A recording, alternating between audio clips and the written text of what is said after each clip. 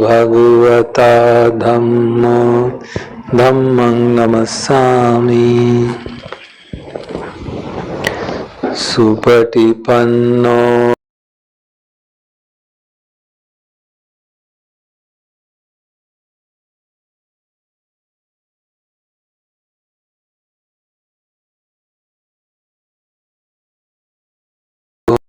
नमसे।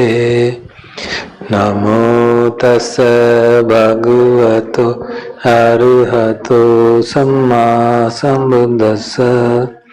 नमो तस् भगवतो अरहतो सम्मा सम्बुद्दस्स। नमो तस् भगवतो अरहतो सम्मा सम्बुद्दस्स। अन्मयं बुद्धानुसतिनयं करोमसे। तंखोपन भगवन्तं एवं कल्याणो कीर्तिसद्दो अभुगतो। इति पिसो भगवा अरहं सम्मा सम्बुद्धो। विद्याचरण संपन्न सुगतो लोकविद्। अनुत्तरो पुरुषधम्मसार। सत्ता देव मनुष्या बुद्धो भगवाति। अन्मयं बुद्धाभिगीतिं करोमसे। बुद्धवारहन्त वरतादिगुणाभियुतो। शुद्धाभिज्ञानकरुण हि समागततो। बोधेसियो सुजनता कमलं वसुरो। वन्दामहं तमरणं शिरसा जिनेन्दं। बुद्धो यो सर्वपाणिनः शरणं खेममुत्तमं। पठमानुसतिष्ठान वन्दामि तं शिरेणहं। बुद्धस्मि दासो बुद्धो मे सामि किस्सरो। बुद्धस्सहं नियादे शरीरं जीवितं चिदं। वन्दन्तोऽहं चरिष्य सुबोधितं। नास्ति मे शरणं अन्य बुद्धो मे शरणं वरं। एतेन सच्च वज्रेण वड्ढेयं सत्तु शासने। बुद्धं ये वन्दमानेन यं पुण्यं पशुतं इदा। सब्बेऽपि अन्तरायामि माहेषुं तस्य तेजसा। कायेन वाचा वाचेत्सवामं भक्तमया। बुद्धोपटिगणात् वच्यन्तं कालान्तरे संहरितुं ममते। अन्वयं धम्मानुसतिनयं करोमसे। साक्षातो भगवता धम्मो संदिट्ठिको अकाली। एहि पस्सिको उपनयिको पश्चात्तं वेदितं विඤ्जुहीति। अन्मयं धम्माभिगीतिं करोमसे। साक्षात् द्विगुणयोगवशेन सेयो। यो मग्गपाकपर्यत्ति विमोक्षभेदो। धम्मो कुलोकपतना तदधारी। वन्दामहं तं हरं वरधम्ममेतं। धम्मो यो सर्वपाणिनः शरणं खेममुत्तमं। द्वितीयानुसतिष्ठान वन्दामि तं शिरेणहं। धम्मस्सस्मि दासो धम्मो मे सामि किस्सरो। धम्मस्सहं नियादे शरीरं जीवितं चिदं वन्दन्तोऽहं चरिष्यामि धम्मस्यैव सुधम्मतं नास्ति मे शरणं अन्यं धम्मो मे शरणं वरम् एतेन सच्चवज्जेन सत्तु शासने धम्मं मे वन्दमानेन यं पुण्यं प्रसुतं इदं सर्वेऽपि अन्तरायामि माहेषु तस्य तेजसा कायेन वाचा वाचेत्सवा धम्मेकुकम्मं पक्तमयां धम्मोपटिगनाथोच्यन्तं कालान्तरे संवरितं धम्मे अन्वयं संघानुसतिनायं करोमसे सुपटिपन्नो भगवतो सावक उजुपटिपन्नो भगवतो सावक संघो न्यायपटिपन्नो भगवतो संघो सामीचिपटिपन्नो भगवतो सावक संघो यदिदं चत्तारि पुरुषयुगा अष्टपुरुष पुंगला एष भगवतो आहुनेयो पाहुनेयो दक्षिणेयो अंजलिकरणीयो अनुत्तरं पुण्यखेतं लोकसाति अन्वयं संगाविगीतिं करोमसे सद्धम्मजो सुपटिपतिगुणादियुतो योऽथ विद्धो हरियपुङ्गलसङ्गसेठो शीलादिधम्मपवरास कायचित्तो वन्दामहं तमरियानगणं सुशुद्धं संघो यो सर्वपाणिनं शरणं खेममुत्तमं ततीयानुसतिष्ठान् वन्दामि तं शिरेणहं संघस्सस्मि दासो वा संघो मे सामि संघस्सहं नियादे शरीरं जीवितं चिदं वन्दन्तोऽहं चरिष्यामि संघस्सोपटिपन्नतं नत्थि मे शरणं अन्यं मे शरणं वरम् एतेन सच्चवज्जेन वड्डेयं सत्तु शासने संघं मे वन्दमानेन यं पुण्यं प्रसुतं सर्वेऽपि अन्तरायामि माहेषु तस्य तेजसा कायेन वाचा वाचेत्सा संघेकुकम्मं पकटमयां संघोपटिगणाथोच्यन्तं कालान्तरे संवरितं वसंगे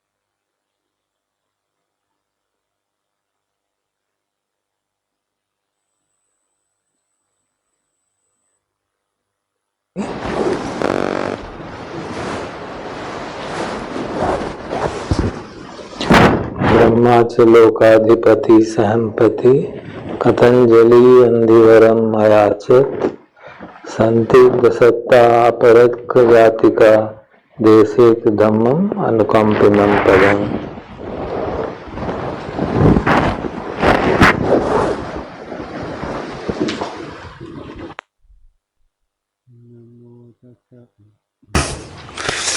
Namo tassa bhagavato arahato samma sambuddhassa. Namo tassa bhagavato arahato samma sambuddhassa. Namo tassa bhagavato arahato samma sambuddhassa. Buddhang dhammang sanghang gunutarang upacchayang namasami.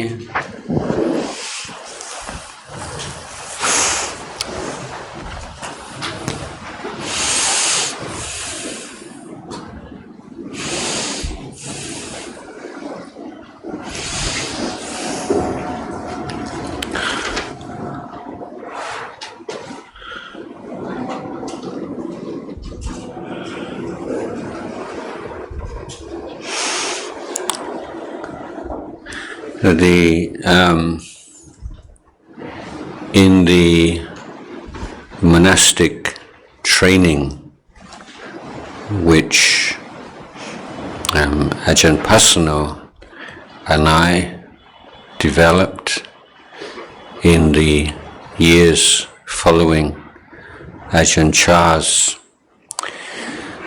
illness and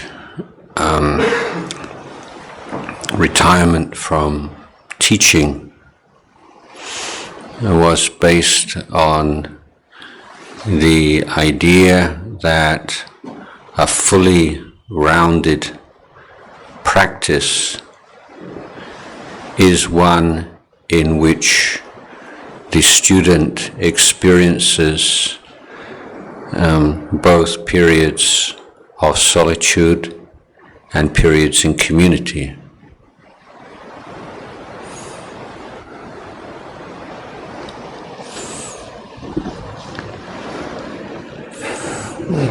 आजान बता रहे हैं कि जो भिक्षुओं की ट्रेनिंग का जो तरीका आपने और अजान पसनो ने बनाया था, जब अजान चाह बीमार हो गए और उन्होंने शिक्षा देनी बंद कर दी थी, तो उसका मुख्य आधार ये था कि जो प्रैक्टिस होनी चाहिए वो एक संपूर्ण प्रैक्टिस होनी चाहिए, जिसमें कि साधक को एकांत भी हो और कम्युनिटी के साथ रहने का अवसर भी प्राप्त हो. Each has its own advantages and disadvantages.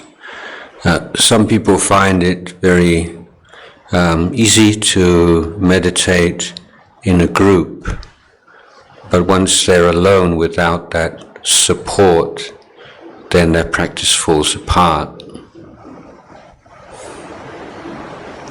इन दोनों ही चीज बातों का के पॉजिटिव और नेगेटिव एस्पेक्ट हैं, उनके गुण और दोष हैं. कुछ लोग ऐसे होते हैं जो कि एक ग्रुप के अंदर समूह में बैठ के ध्यान करना उनके लिए सहज होता है और अकेले ध्यान करने में मुश्किल पड़ती है.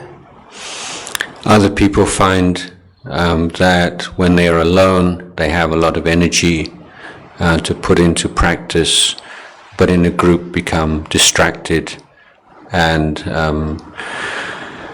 find that their practice does not progress so well. दूसरे लोग ऐसे होते हैं जो कि जब एकांत में ध्यान करते हैं तो काफी वीर्य जगा सकते हैं, और जब ग्रुप में होते हैं तो वो डिस्ट्रैक्ट हो जाते हैं, मन भटक जाता है और उनकी साधना ठीक से नहीं हो पाती. So our idea was to try to encourage meditators and practitioners to develop a practice which is independent of external conditions. तो हमारा उद्देश्य था कि साधकों को ऐसी ट्रेनिंग दी जाए कि वो साधना हर परिस्थिति में कर सकें और उनकी साधना बाह्य परिस्थितियों पर निर्भर ना हो. So the advantage of solitary practice is that you can customize your routine. If you are someone who likes to sit more than walk, you can do a lot of sitting and little walking. You like to walk a lot, you can walk for hours and sit much less. So you have that control, and you can ensure that the meditation schedule suits you and suits your temperament and your health. एकांत साधना का ये लाभ होता है कि हम अपनी जो रूटीन है उसको अपने सुविधा अनुसार बना सकते हैं. हम चाहे कोई चाहता है कि वो ज़्यादा देर बैठ के ध्यान करे तो वो कर सकता है, किसी और को ज़्यादा समय चल के ध्यान करना, वॉकिंग मेडिटेशन अच्छी लगती है. तो इस तरह से अपने शेड्यूल पे हमारा नियंत्रण रहता है और हम अपना मेडिटेशन शेड्यूल इस तरह से बना सकते हैं जो हमारे लिए टेम्परामेंट के हिसाब से, हमारे स्वास्थ्य के हिसाब से भी ठीक हो.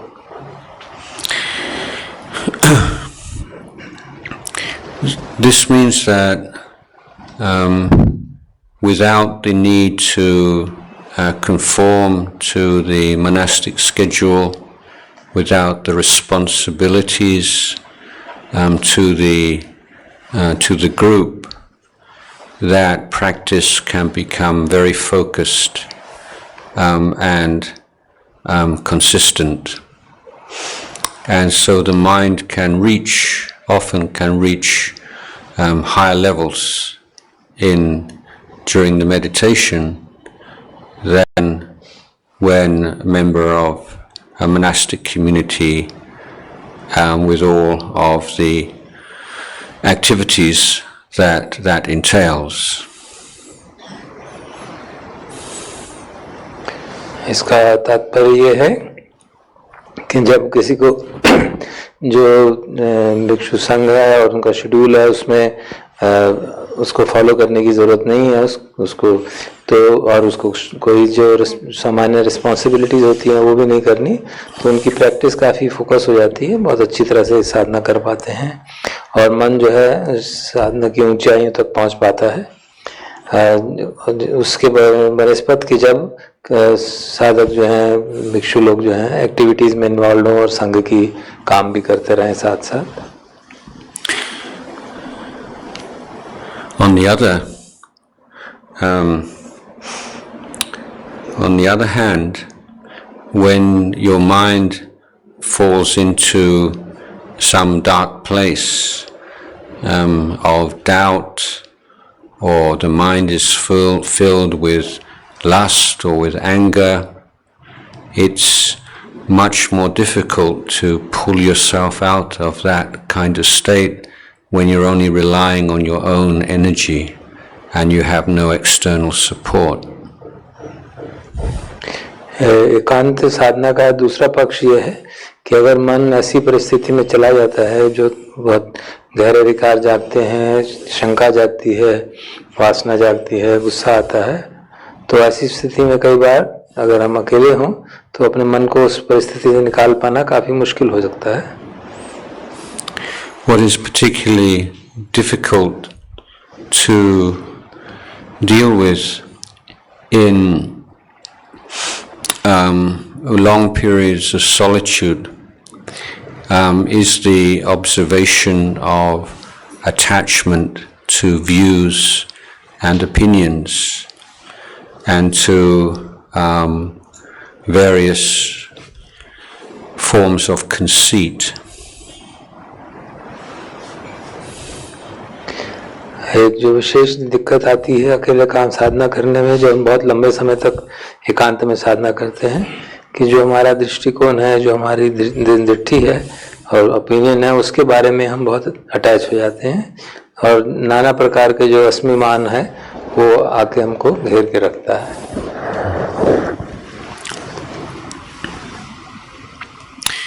So in a community, the mind of the practitioner generally doesn't go so high or so low. जबकि अगर समूह में ध्यान करते हैं तो मन जो है ना बहुत अति उत्कृष्ट स्थितियों में जाता है, ऊंची स्थितियों में, ना ही ज्यादा नीचे स्थितियों में जाता है.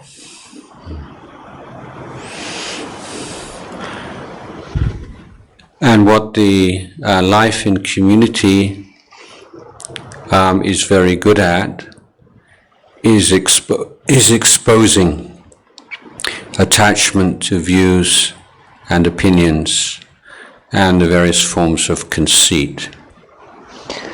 जब समूह में संघ में काम साधना करते हैं, उसका सबसे महत्वपूर्ण लाभ ये होता है कि उसमें हमारे जो दिट्ठी है, नाना प्रकार के दृष्टियों से अटैचमेंट है, या हमारी जो अस्मिमान के विभिन्न रूप हैं, वो सामने प्रकट हो जाते हैं.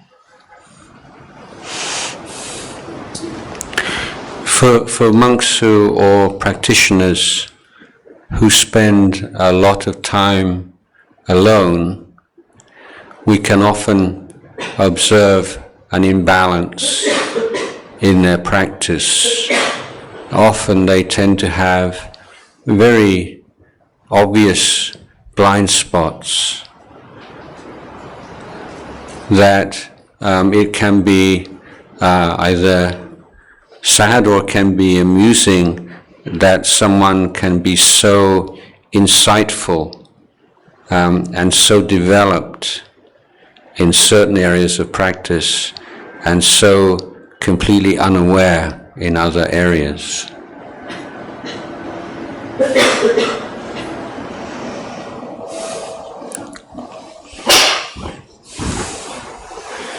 जो भिक्षु या साधक का अधिक समय एकांत में ध्यान करते हैं, तो कई बार देखा गया कि उनमें एक इम्बैलेंस आ जाता है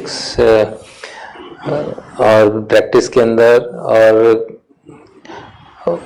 जबकि एक तरफ से तो वो कुछ आयामों में बहुत इंसाइटफुल होते हैं, बहुत गहराई से उसको देख पाते हैं, लेकिन कुछ जो ऐसे दूसरी आयाम है जीवन के, उनमें उनके बारे में वो उनको देख नहीं पाते, कुछ ब्लाइंड स्पॉट्स बन जाते हैं. और बड़ा अजीब सा लगता है, कभी दुख भी होता है देख के कि ऐसा कैसे हो रहा है कि किसी को एक कुछ आयाम जो मन के हैं, कुछ एस्पेक्ट हैं, उनमें तो बहुत इंसाइटफुल हैं और बाकियों में एकदम उसको देख ही नहीं पा रहे हैं. In the cold season of 1976, this is before I became a monk, I was living with a Hindu Swami in Rajasthan, just the two of us together. And this Hindu monk, the Swami, was very well respected in the local area, and sometimes sadhus and other religious figures would come to ask him for some advice. But there was one figure, one monk, who everyone used to tease, because whenever he got into a dispute, he would always start the sentence, "Look, I spent 10 years alone in a cave, and this was how. So it was because he'd been living in a cave for so long. His opinion was therefore superior to everyone else's. So this is the kind of laughable conceit that can come about when people spend too much time alone. आप नजारा में दृष्टांत बता रहे हैं कि 1976 में सर्दी के मौसम में, उससे पहले भिक्षु बनने से पहले वो राजस्थान में एक हिंदू स्वामी के साथ रहे थे, और वो बहुत उनकी आदर सत्कार था उस क्षेत्र में, और कई साधु उनके पास मिलने आते थे. तो एक साधु जो आता था वो उसको हमेशा लोग चिढ़ाया करते थे, क्योंकि जब भी वो किसी आर्गुमेंट में होती थी तो हमेशा यही कहता कि देखो मैं 10 साल अकेले गुफा में रहा हूँ. तो उसका तात्पर्य था कि क्योंकि वो 10 साल रहे हैं तो इसलिए उनका ओपिनियन बाकी सबसे सुपीरियर है और उनकी बात माननी चाहिए. तो ये बड़ा हास्यास्पद एक परिस्थिति थी कि वो अपना अहम भाव को, अस्मिमान को देख नहीं पाते थे. So one of the similes given by the ancient teachers is of the rocks. So if you compare the rock that's isolated on the top of a mountain, and it remains sharp and rugged, and compare with the rocks by the side of the river, who are constantly rubbing against each other, and they become very smooth and beautiful. And so living in community is not so peaceful as living alone. But that doesn't mean that it's an obstacle to practice at all. But coming to terms with your attachment to views and opinions and beliefs, attachment to who you think you are and how you think you should be treated, it's not comfortable. It's uncomfortable. But that doesn't mean that you're not practicing. So if we simply take the criteria that whatever makes us feel peaceful, that's the Dhamma, and whatever makes us feel unpeaceful is against the Dhamma, that's not always true.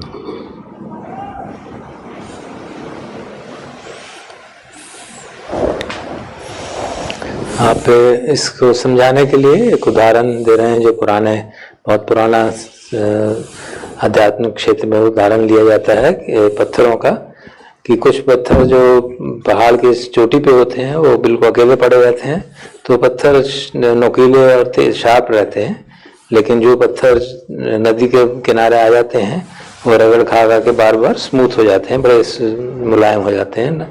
और तो इसी दृष्टांत से वो समझाते हैं कि जब लोग एक ग्रुप में रहते हैं तो ग्रुप में रहना कोई बहुत सुखदायकारी हो ऐसा नहीं होता, और लेकिन वो उसका वहाँ पे ग्रुप में रहने में, समूह में रहने में जो दिक्कतें आती हैं वो हमारी साधना में दिक्कत नहीं है, बल्कि साधना वो मदद करती हैं, क्योंकि इस समूह में रहने से हमारे जो आसक्तियाँ हैं, अपनी दिट्ठी है, दृष्टि के प्रति, हमारे ओपिनियंस के प्रति, किस तरह से लोगों को हमको देखना चाहिए, कैसे हमको ट्रीट करना चाहिए, तो ये सब चीज़ें हमारी स्पष्ट सामने आती हैं और साधना पुष्ट हो सकती है। तो अनकंफर्टेबल तो है, सुखदायक नहीं है, लेकिन इसका मतलब नहीं कि हम साधना नहीं कर पाते, क्योंकि ये विचार रखना कि अगर हमारा चित्त शांत रहता है तो साधना हो रही है और शांत नहीं रहता तो साधना नहीं हो रही, ये हमेशा ठीक नहीं होता।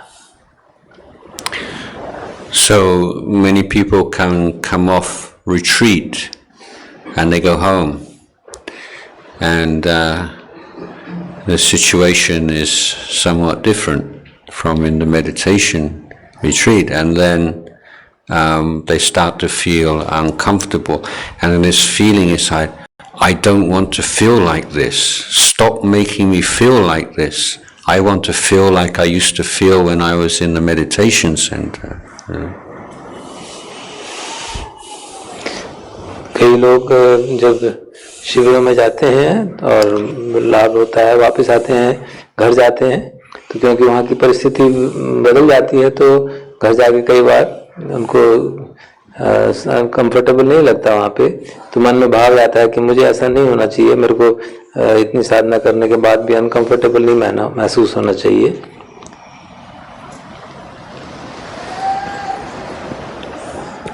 But this cry from the heart, I don't want to feel like this, this is what we call vipavatanha. और ये जो दिल से आवाज आती है कि मुझे ऐसा नहीं अनुभव होना चाहिए, ऐसे फीलिंग नहीं होनी चाहिए, इसी को विभव तन्हा कहा जाता है। So whether we're in a meditation center, or whether we're at home, or whether at work, the main focus of our practice should always be the Four Noble Truths. And if we have any mental discomfort or suffering in the mind, then we should remind ourselves that the external situation, the people around us, are not the cause of our suffering. They are the triggers, or they are at most supporting condition. But the cause of our suffering is samudaya, is the craving in our heart.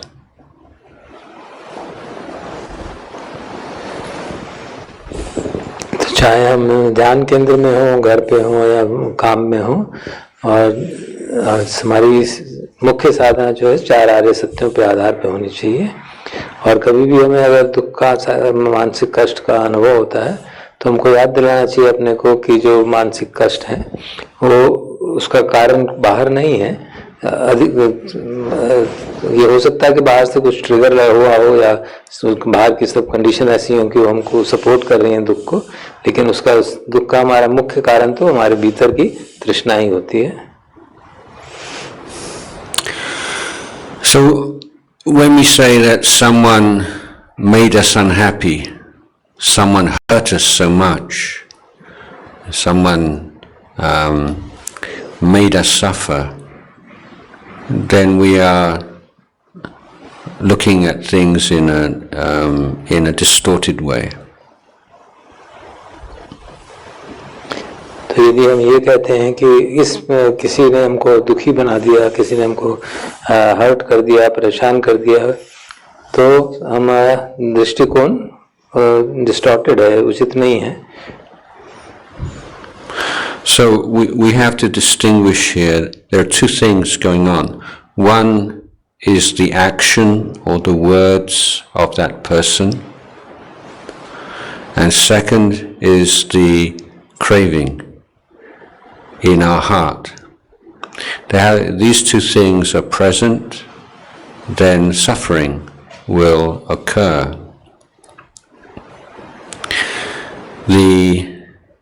If the suffering is removed, if the craving is abandoned, the suffering ceases, but there still may be a problem.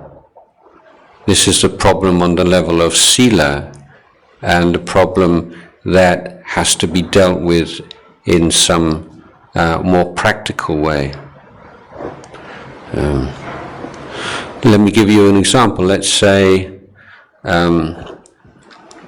someone is stealing from you and you find out and you feel angry and betrayed and vengeful.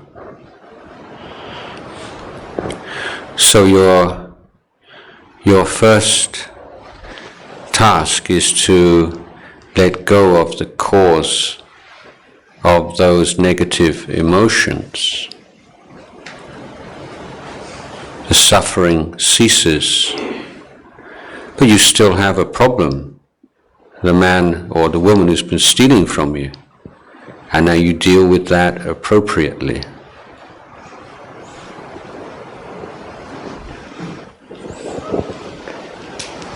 उन्होंने कहा कि जो हमने distorted perception कहा उसके 2 आयाम हमें देखने चाहिए, कि एक तो है कि बाहर के जो एक्शन है किसी पुरुष मनुष्य का, उसके शब्द हैं या उसके क्रियाकलाप हैं, और दूसरा आयाम है कि हमारे भीतर मन के अंदर जो तृष्णा है, ये दोनों जब सब उपस्थित होती हैं तभी दुख का अनुभव होता है।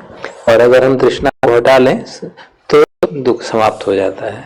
लेकिन हो सकता है कि दुख समाप्त हो गया है, मानसिक दुख से समाप्त हो गया है, लेकिन कुछ परेशानी रह सकती है जो कि सामान्य जीवन के आधार पर या शील के आधार पर कारण हो।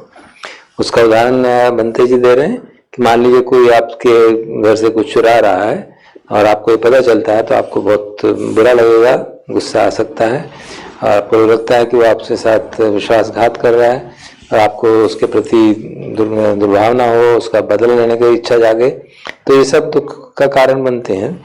तो जब हमें ये मालूम पड़े तो सबसे पहला हमारा कार्य अवश्य जो हमें करना चाहिए एक साधक के रूप में, कि जो कारण है हमारे दुख का उसको छोड़ दें, we let go of that cause, ताकि हमारी जो दुख है, जो मानसिक दुख है, वो समाप्त हो जाए।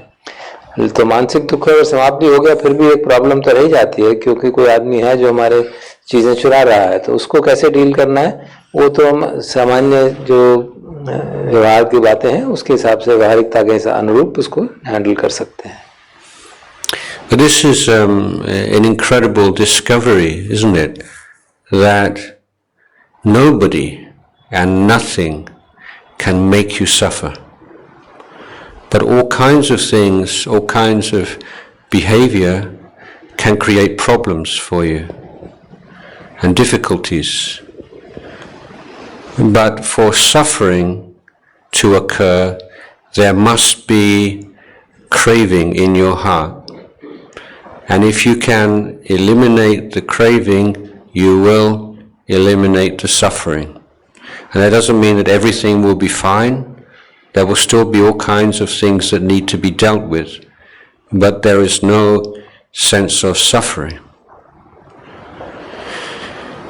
So we can make an analogy with this idea of burden and responsibility. If you have craving, right, everything's a burden. But once the craving's taken away, the same things need to be dealt with, but they become responsibilities or duties. The poison's been taken out.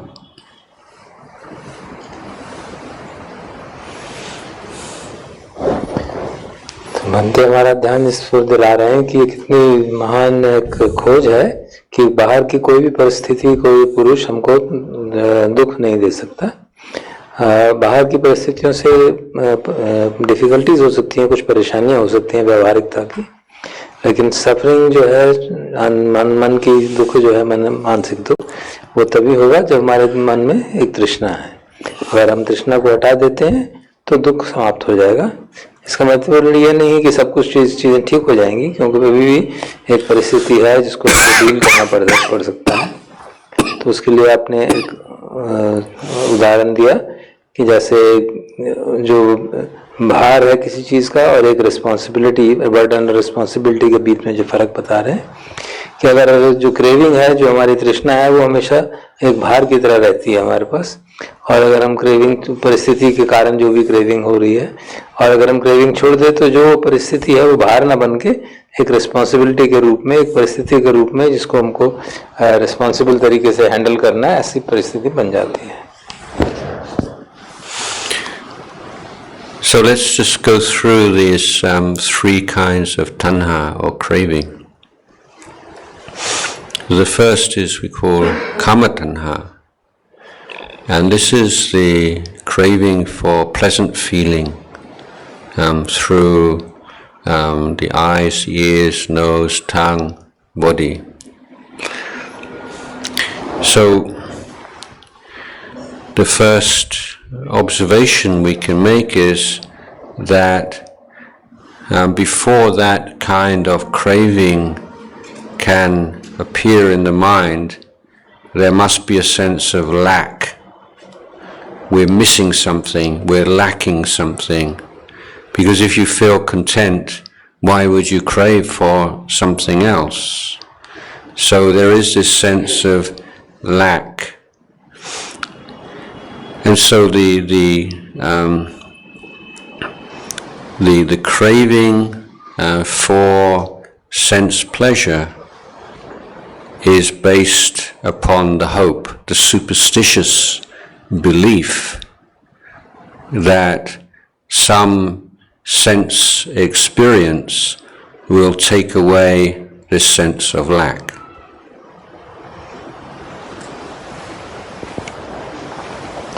तो अजान हमें कह रहे हैं कि आज हम तीन तरह की जो तृष्णाएं हैं उनके बारे में चर्चा करेंगे। तो पहली तृष्णा है काम तृष्णा, मतलब जो हमारी 6 इंद्रियां उनके माध्यम से सुखद वेदना को महसूस करने की जो तृष्णा रहती है, इसके बारे में अजान बता रहे हैं कि पहला जो उनका ऑब्जर्वेशन है कि क्रेविंग जो जागती है, जो तृष्णा जागती है, वो तभी जागती है जब एक अभाव का भाव हमारे मन में रहता है कि कुछ कमी है।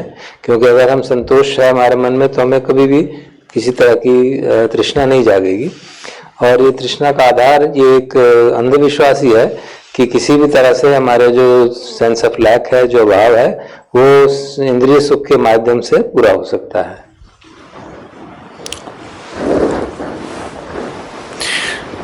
So, observe, how does it feel when you desire something? The very experience of desire, fully experienced desire, don't say it's bad or but just how does it feel to desire something? It's not pleasant.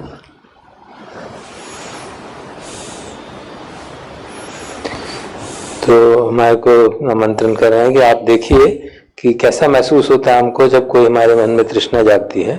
तो अगर हम उसको ठीक से देखेंगे तो मालूम पड़ता है ये प्रिय वेदना नहीं होती है, अप्रिय परिस्थिति होती है जब हमारे मन में तृष्णा जागती है।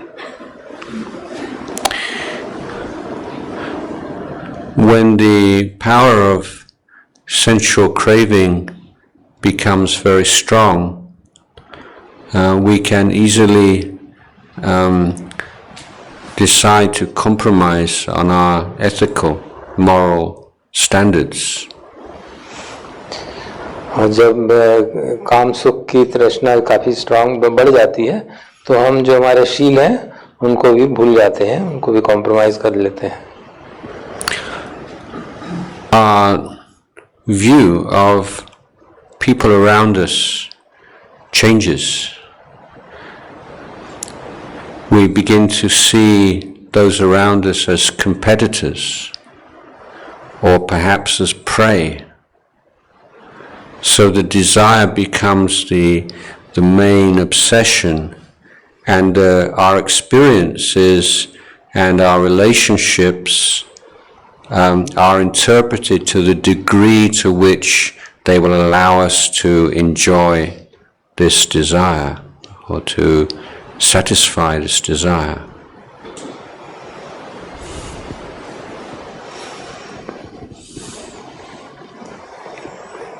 और काम तन्हा के कारण जिस तरह से हम लोगों को हमारा जो लोगों के प्रति जो दृष्टिकोण होता है वो ही बदल जाता है।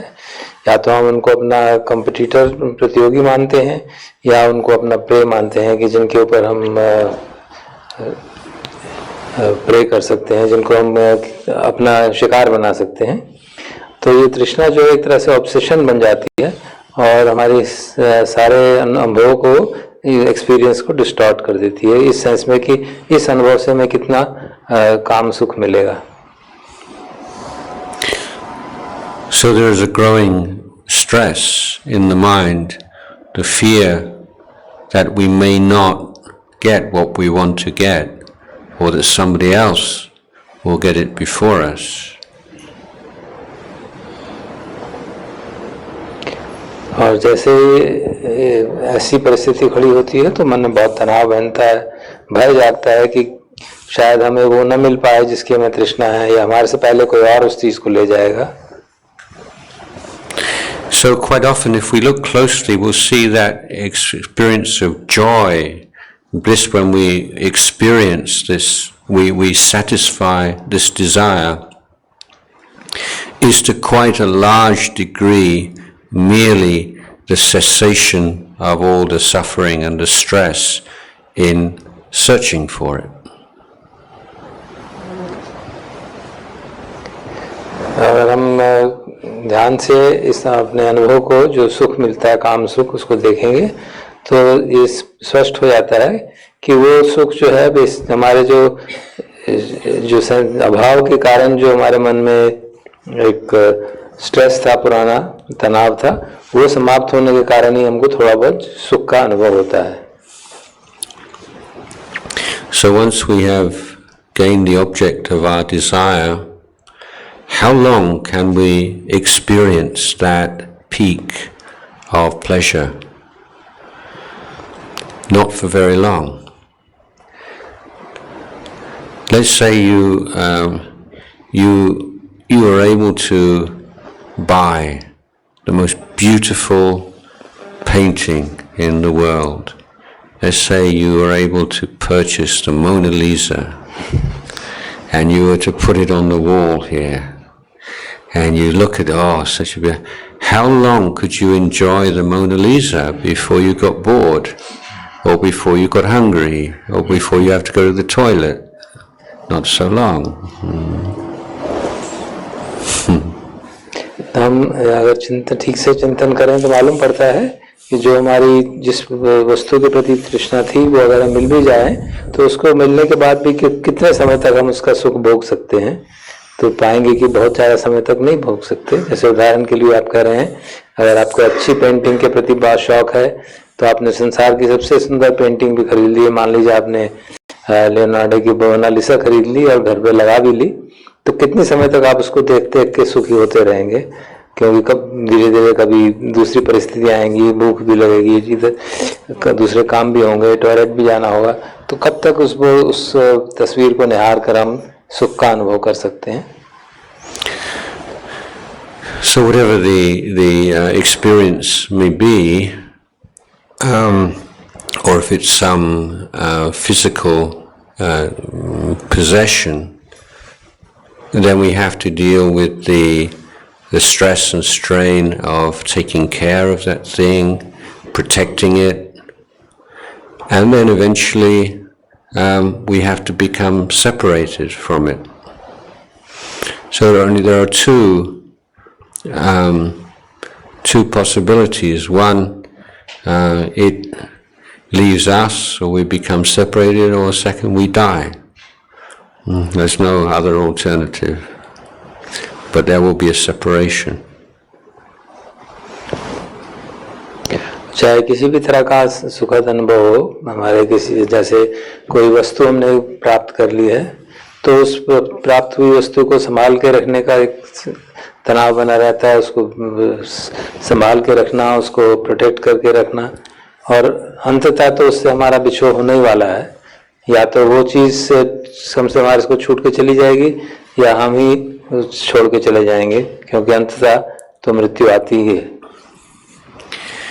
So, the usual kind of religious view about sensual desires is, I want this so much, but it's bad for me, but I want it. And I'm such a bad person. I'm trying to be pure and holy, but I still have all these bad desires. I'm such a bad person. This is kind of like typical kind of religious foolishness. हम बता रहे हैं कि जो सामान्यतः एक धार्मिक विचार रहता है इस बारे में, काम तृष्णा के बारे में, कि कोई चीज़ है मैं उसको बहुत चाहता हूँ, लेकिन मुझे पता है कि हालांकि बहुत अच्छी इच्छा लगती है, मैं उसको रखता हूँ, तो लेकिन ये बुरी बात है, मुझे इच्छा तृष्णा है, इच्छा नहीं करनी चाहिए, मुझे अच्छा बनना चाहिए, मुझे शुद्ध बनना चाहिए, पवित्र बनना चाहिए। तो इस तरह की बातों के कारण हम कभी चीज़ को रखते हैं, कभी नहीं रखते, और एक उहापों में पड़े रहते हैं, और ये एक मूर्खता है जो इस तरह के व्यू के कारण पैदा होती है। So the Buddhist approach is to say that, what is your mistake? That kind of, your mistake is to believe your perception that this is so desirable. So as long as you perceive this as being desirable, you're going to desire it. Maybe you can suppress it or you can turn away, but you'll come back to it. So the Buddha is asking this question, but hold on, wait a minute, is this really so desirable? Is it really going to give you what you want it to give you? Has it ever given you what you wanted in the past? Look very closely.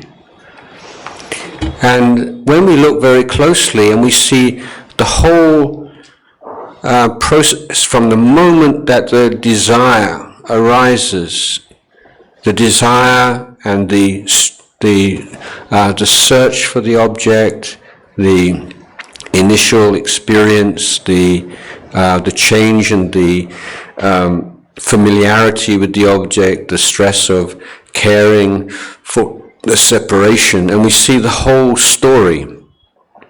Our view changes, our perception changes, but because we just look at this very narrow slice of experience, the moment of peak pleasure, and we just forget or we censor everything before and after it, it just seems so wonderful. So the Buddha is saying, don't fight it, but look more closely. Look and see it for what it is, and the mind just naturally withdraws from it.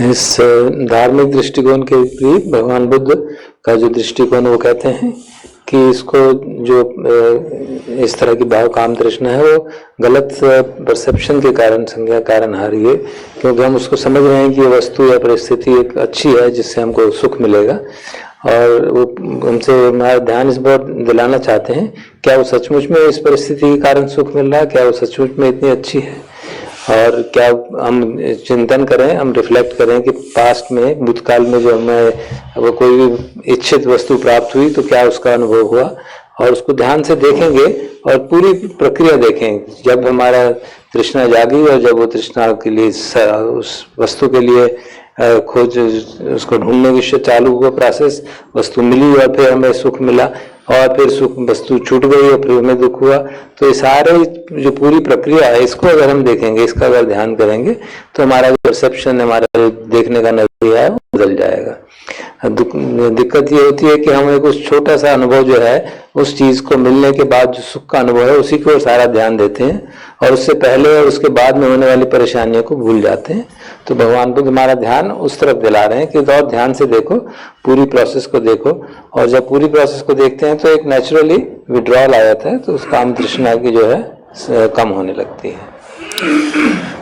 Many years ago I read a very interesting book called, I can't remember the exact title, but it's something like, Why Do Smart People Do Stupid Things? And it's a very fascinating topic, isn't it? Like, why do some doctors smoke? Yeah, I mean, you would think that they would never smoke. So this is obviously not an IQ problem, is it? I mean, a doctor knows, and there are many examples of people who are betrayed by their irrational desires and often try to rationalize them. But one of the point I would like to make it here is that underlying all these unhealthy addictions, I think there is a certain mental belief, and that is stressed most simply, something is better than nothing. Okay? So you say, well, why would you do that? You know, can you not see? Yeah. And you say, yeah, well, why? Well, it's better than nothing, you know.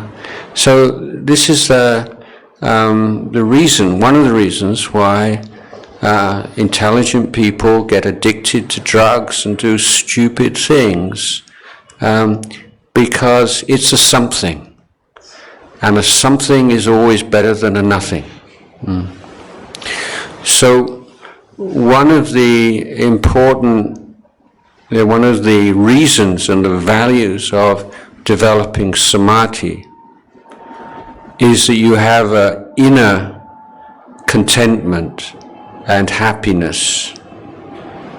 And this allows you to let go of these unhealthy urges and addictions because you have something. If without that inner peace and inner calm and contentment, you feel like you've got nothing and you're constantly, I need something, even if it's not a very good something, it's better than nothing. But with development of samadhi, your attitude to the sensual world is transformed. you're no longer a beggar, you know, you're no longer, I need, whatever. It's not so good for me, but better than nothing. Because you have something. And it's a very pure something. And something that can be a refuge to you.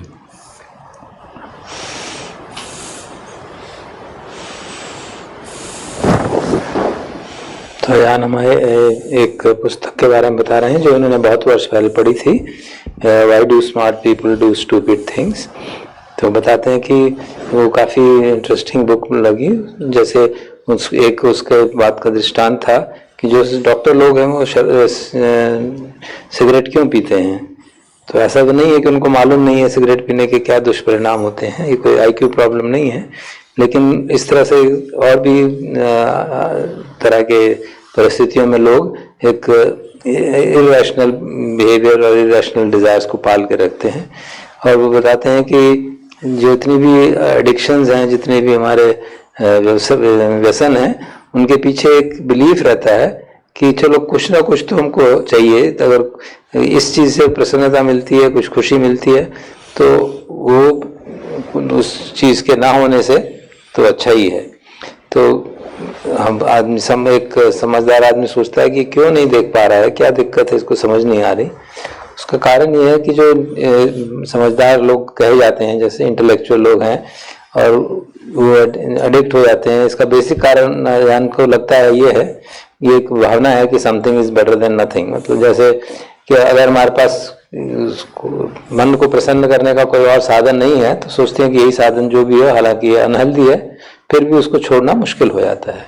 तो इस context में अजान हमें बता रहे हैं कि आंतरिक सुख और के लिए और संतोष के लिए समाधि का बहुत महत्व है, क्योंकि समाधि के आधार पर जो सुख मिलता है वो एक होलसम सुख है, वो इंद्रिय सुख नहीं है, और इस कारण से उसको एक रिफ्यूज तक बनाया जा सकता है।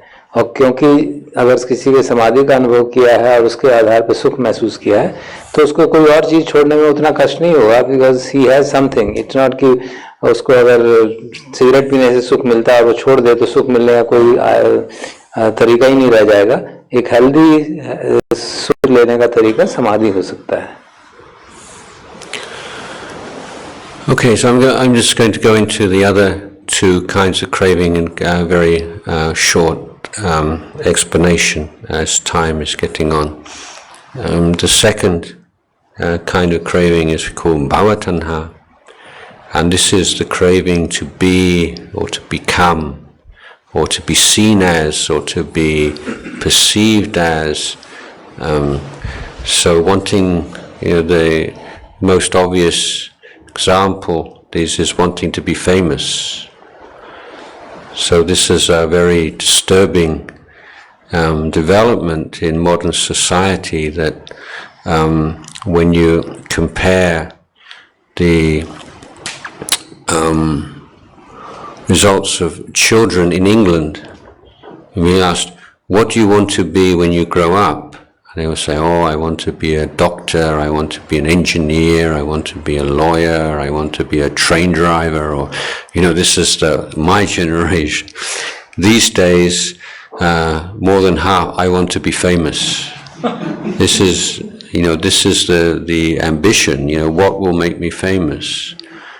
This is what we call bhava tanha, and wanting to become something, or wanting to, in spiritual life, wanting to become holy and to be respected and revered, and to, whenever there's this desire for some state of being or some status of one kind or another, then this would be the bhavatanha. आप बाकी दो तन्हाओं के बारे में संक्षेप में बताएंगे। तो भव तन्हा का तात्पर्य है कि कुछ बनना है, कुछ बनने की इच्छा, और हम चाहते हैं कि लोग हमें जाने, हमें समझें। और इसका एक विशद रूप जो आजकल फैला है कि एक प्रसिद्धि का भाव रहता है कि मैं प्रसिद्ध होना चाहिए। आप बता रहे हैं कि एक नई डेवलपमेंट है, क्योंकि जब वो स्कूल में पढ़ते थे तो अगर स्कूली बच्चों से पूछा जाता था तुम क्या बनना चाहते हो, तो कोई कहता था मुझे डॉक्टर बनना है, इंजीनियर बनना है, पायलट बनना है, ये सब। लेकिन आजकल अगर कुछ बच्चे से पूछते हैं तो वो यही कहते हैं कि मुझे प्रसिद्ध होना है। तो ये एक भव तन्हाई इसी को कहते हैं कि हम चाहते हैं कि हमें सब लोग जाने, हमारा कुछ अस्तित्व हो, अपना एक यूनिक आइडेंटिटी बने। और साधक के लिए भी और जो आध्यात्मिक जीवन है उसमें भी कि लोग मेरी प्रशंसा करें, लोग मेरा आदर करें, मेरा गुणगान करें, वो भी एक भव तन्हा का ही विभिन्न रूप है। हमारा कोई स्टेटस हो संघ में, तो ये सब भव तन्हा के आयाम है। So now we're in a state where young people particularly can contemplate or even commit suicide because they've got no likes on their Facebook page, you know. So living so much in the eyes of others that there's no substance to people's lives. This is the danger of this bhava tanha.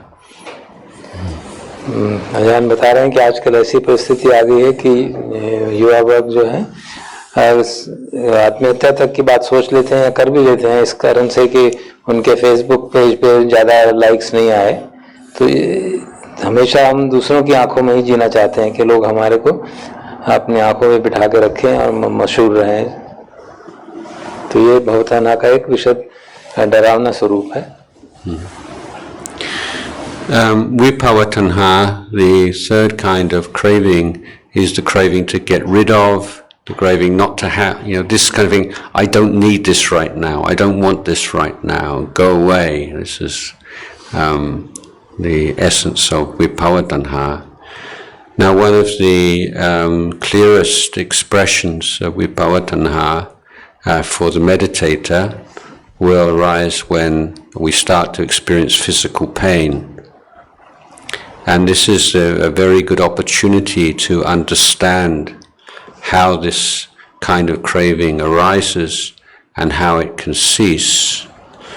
So what we call, or most people call physical pain, is actually physical pain plus the mental reaction to physical pain. And if we can let go of the mental reaction of fear and anxiety and aversion to the physical pain, it can be reduced by a remarkable amount. And realizing how we can reduce the subjective experience of pain is a very important discovery, because much of the fear of death is in fact fear of the pain before death.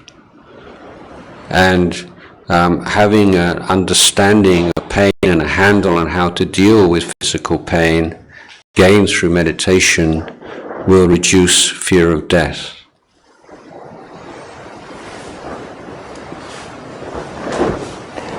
तीसरी जो तृष्णा बताई जाती है विभव तृष्णा, कि जो है कुछ है तो हम उससे छुटकारा पाना चाहते हैं।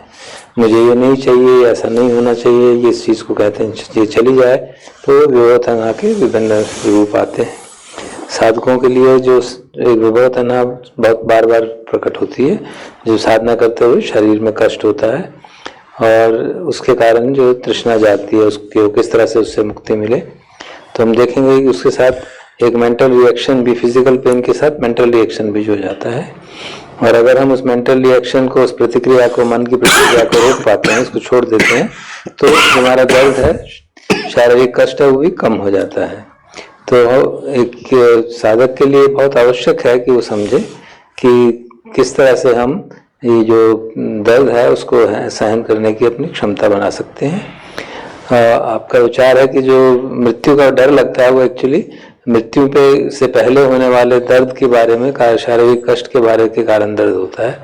तो इसलिए अगर हम फिजिकल पेन को, शारीरिक कष्ट को समझने की, देखने की क्षमता बनाएं तो मृत्यु का भय भी कम हो जाता है। So one Dhamma teacher expressed this as a mathematical formula. He said, suffering equals pain multiplied by resistance to pain. It's very good to remember. So if you have a relatively minor pain, but you have a big resistance to pain, you suffer a lot. But you could have a big pain and very little resistance, and when multiplied together, not so much suffering. But if you have zero resistance to pain, as you know, anything multiplied by zero is zero. So zeros, you can have pain but no suffering. तो समझाने के लिए बता रहे हैं कि एक धम्मा teacher हैं जो कहते हैं कि जो मानसिक कष्ट होता है, जो सफरिंग महसूस होती है शारीरिक कष्ट के कारण, पीड़ा के कारण, उसका एक फार्मूला बनाया कि सफरिंग जो है pain into resistance to pain, मतलब पेन के प्रति हमारी कितना उसको एक्सेप्ट नहीं कर पाने की कैसी परिस्थिति है, उसको हम कितना उसके प्रति रेजिस्टेंस रहता है. तो जितना, तो इससे हमें इस बात से समझ में आ सकता है कि अगर हमें शारीरिक कष्ट कम हो लेकिन उसके प्रति रेजिस्टेंस बहुत ज़्यादा है, हम उसको एक्सेप्ट नहीं कर पाते, तो हमारा जो सफरिंग है वो मल्टीप्लाई हो जाती है, दुख जो है मल्टीप्लाई हो जाता है. और दूसरी तरफ अगर पेन बहुत ज़्यादा हो और रेजिस्टेंस बहुत कम हो, हम उसको एक्सेप्ट कर रहे हैं, तो सफरिंग दुख जो है उतना ज़्यादा नहीं होता. और अगर रेजिस्टेंस जीरो हो जाए कि हम बिल्कुल पूरी तरह से शारीरिक पीड़ा को एक्सेप्ट कर लें, तो फिर सफरिंग भी जीरो हो जाएगी, कोई सफरिंग नहीं होगी. So as part of our Dhamma practice, or as the heart of our Dhamma practice, keep coming back to this relationship between dukkha, suffering, and samudaya, the three kinds of craving. Keep coming back to the way that suffering ceases through abandonment of samudaya or craving, through development of the Eightfold Path. एक हमारे इस धम्म practice जो है साधना का रूप में इस बात पे हम बार बार आते हैं कि दुख क्या है और दुख का समुदय किस कारण से होता है, तृष्णा के कारण होता है, और किस तरह से तृष्णा को त्यागने से दुख समाप्त होता है, और तृष्णा त्यागने के लिए आर्य अष्टांगिक मार्ग का भावना करनी होती है. So I end my discourse at this.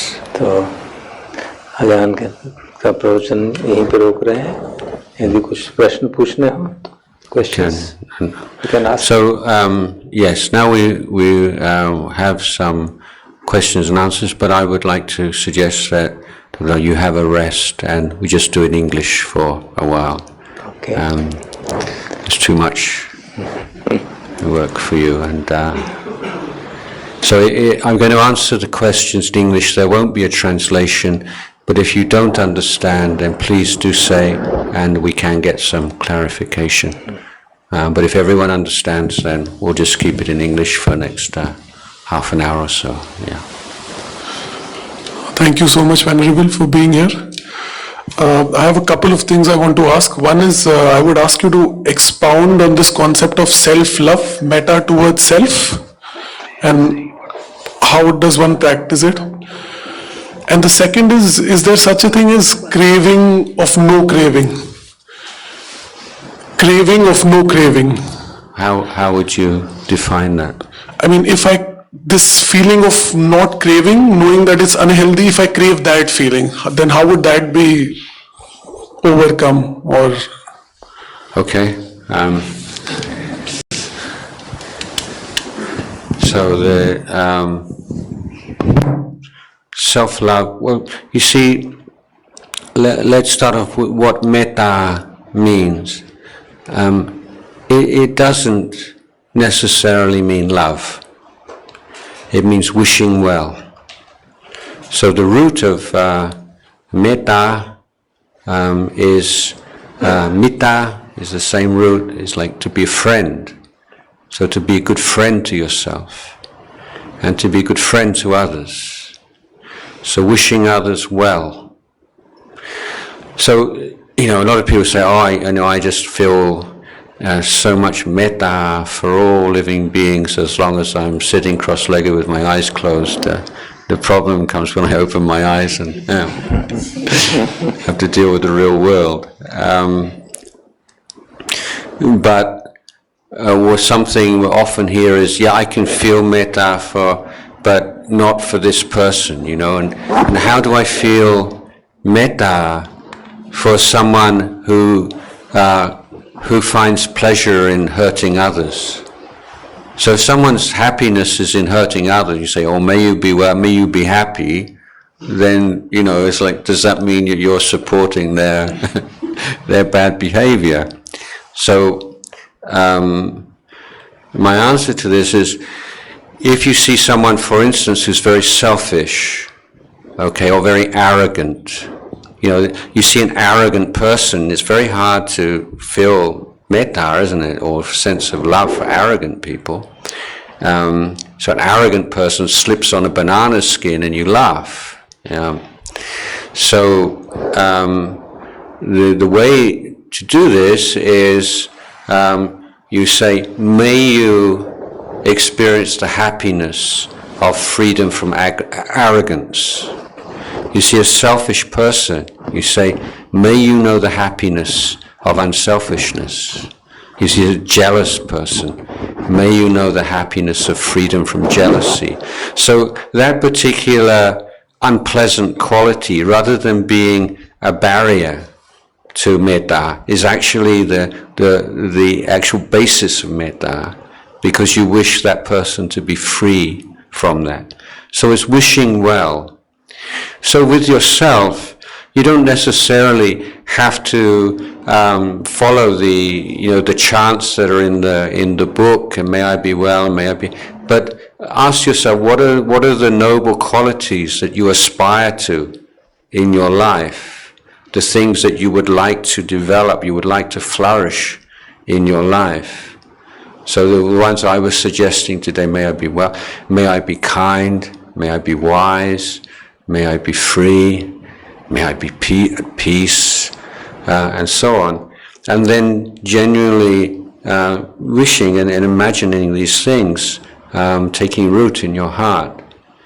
So it's not a kind of a self-based, self-focused, it's more encouraging and inviting these inspiring qualities, goodness and happiness into your heart. Your craving question, Buddhist psychology and Buddhist teaching is so sophisticated with its analysis of motivation. And this is something which is absent even in English language. We're not really able to express this so well. But in Pali, we distinguish between tanha, which I've just been talking about, and chanda. And chanda sometimes is more specifically, we say dhamma chanda or kusala chanda. And this is the will towards the good and the will towards truth. So we can say that tanha is the craving that arises from ignorance, and chanda is the desire that arises from knowledge and wisdom. So, for instance, if you are working and your motivation in working is to make a lot of money, or you want some status, for instance. So in this case, the work is merely a means to an end. So you're working with craving, you're desiring the fruit, the wage at the end of the work, but you don't have any real love for the work itself. The work is merely a means to an end. And so it's quite likely that you'll either be slipshod in your work, or you can easily become corrupt, because if you can cut some corners and get the same reward, why not? Now, if you are working with chanda, then you have a desire to do your work as well as you can. You love the work itself, and you want to improve and make it better and become better at what you do. But this is not an overly idealistic standard, because you're still going to get paid. It's not like you're going to get paid, but now the pay is not the main. Of course you need the money to look after yourself and your family, but your day-to-day focus is on the quality of the work. So this is working with chanda.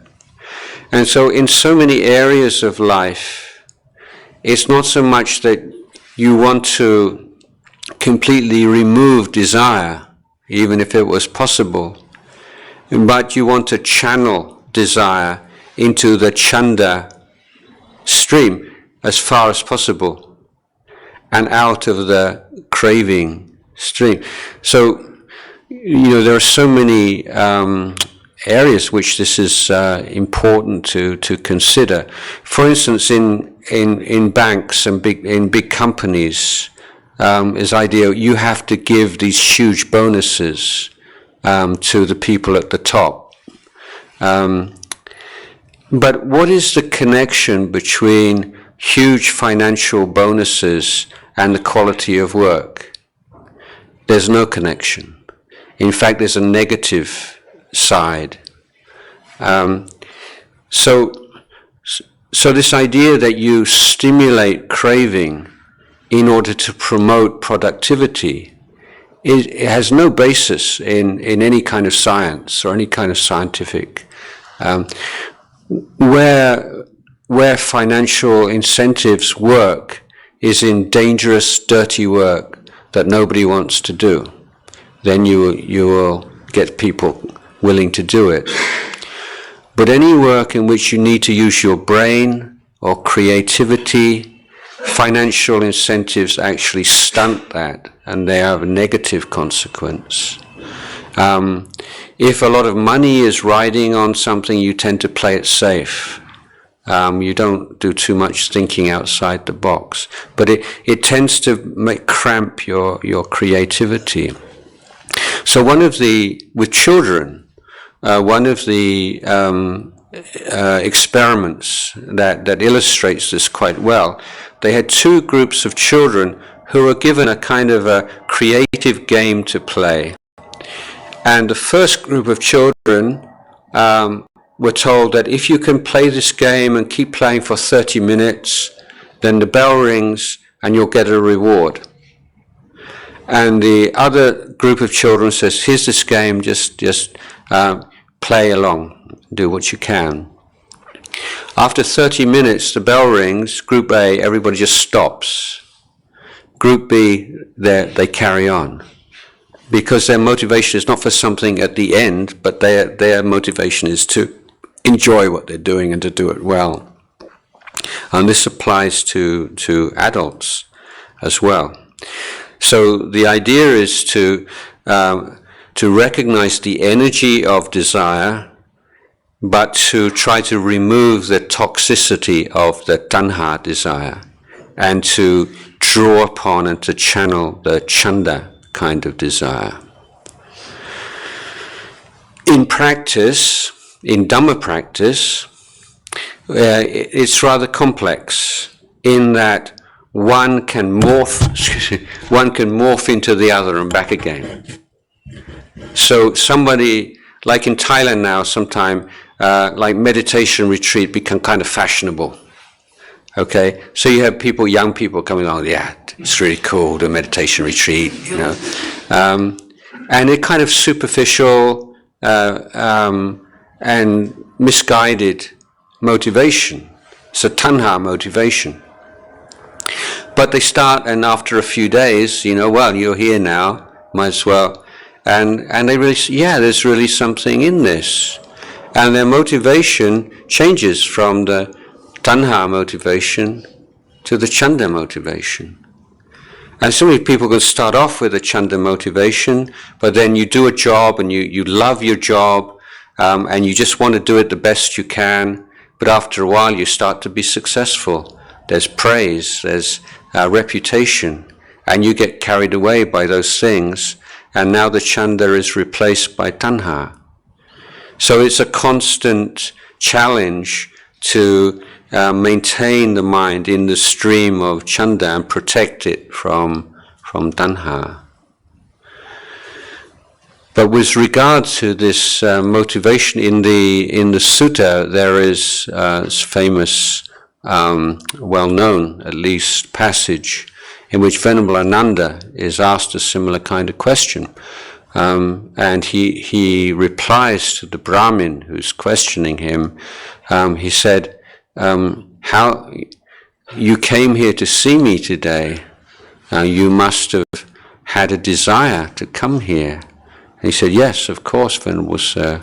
And he said, well, where is that desire now? Well, he said, well, it's not, I've arrived, I'm here. So there are certain desires that have a cessation.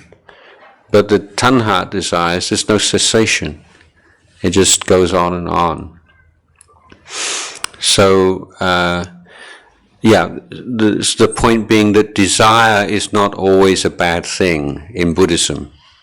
And this is sometimes how Buddhism is represented, as being down on all kinds of desire. But it's not. It's saying the desire which is based upon avijja and ignorance is toxic, and that will always lead to suffering. But the desire based upon wisdom, and you see someone who's suffering, and so you want to help them. Does that mean a Buddhist shouldn't help somebody who's in pain? Of course not.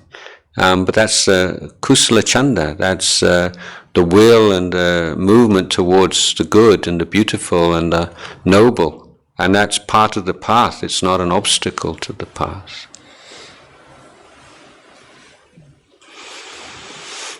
Sorry, maybe just... Yes? So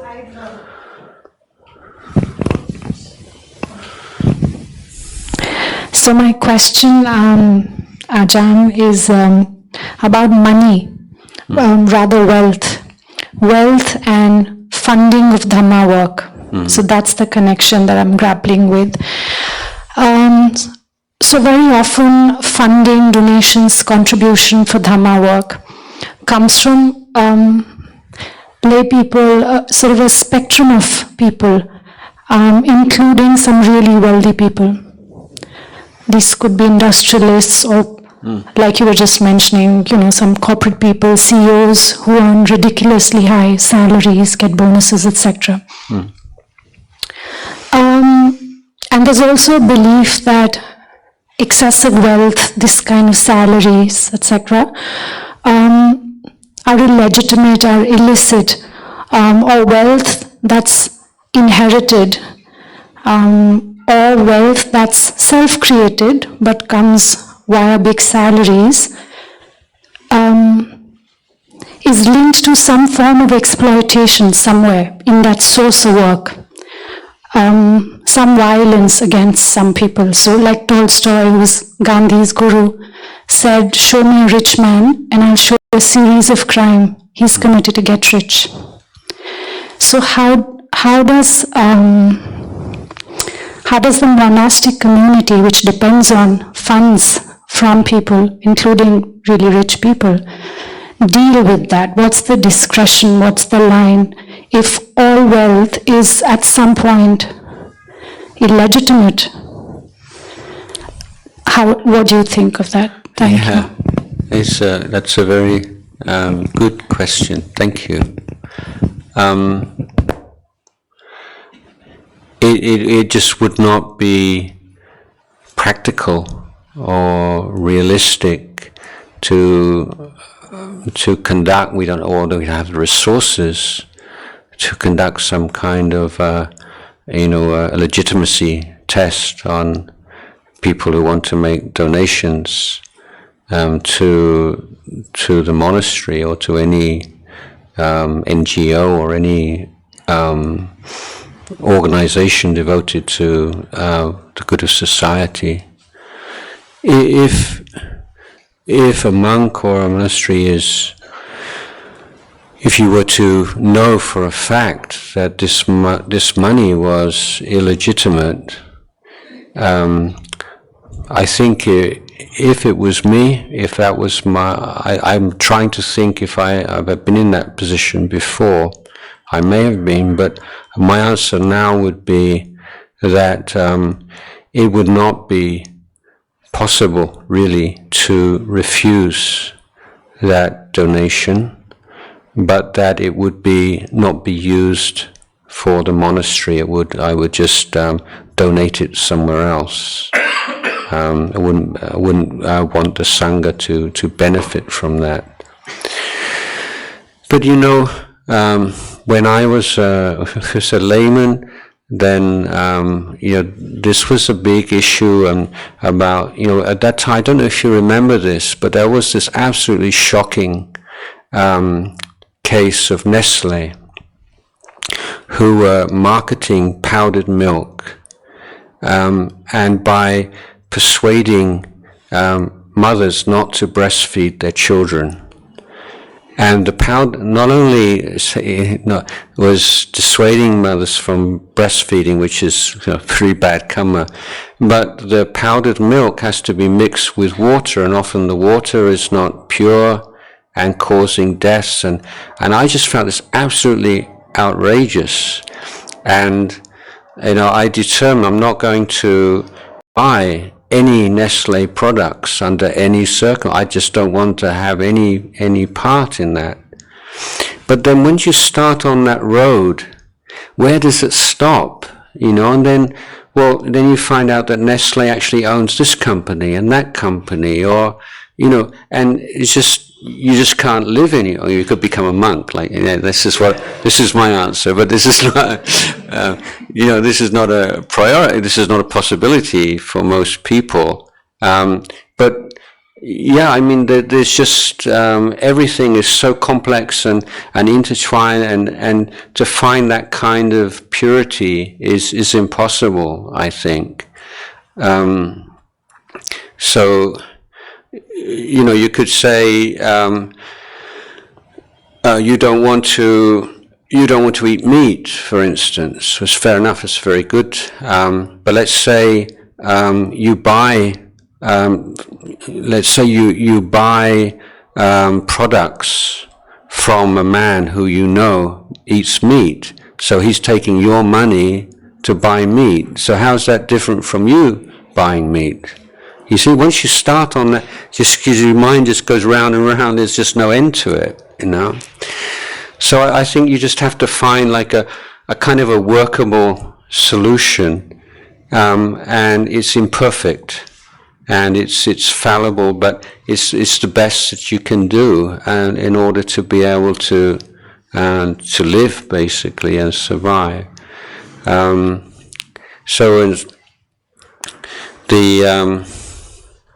In Thailand, yes, I think it's quite common that for people who have gained their wealth in illegitimate means, that one of the ways in which they can justify it to themselves is that a certain amount of that wealth they devote to good causes. And so you could say, well, that's not an excuse, or that doesn't sort of get you off the hook. But on the other hand, you say, well, yeah, better that they do that than just use it for more, buy a super yacht, like a $500 million or $1,000 million super yacht. So at least there is some good coming from it.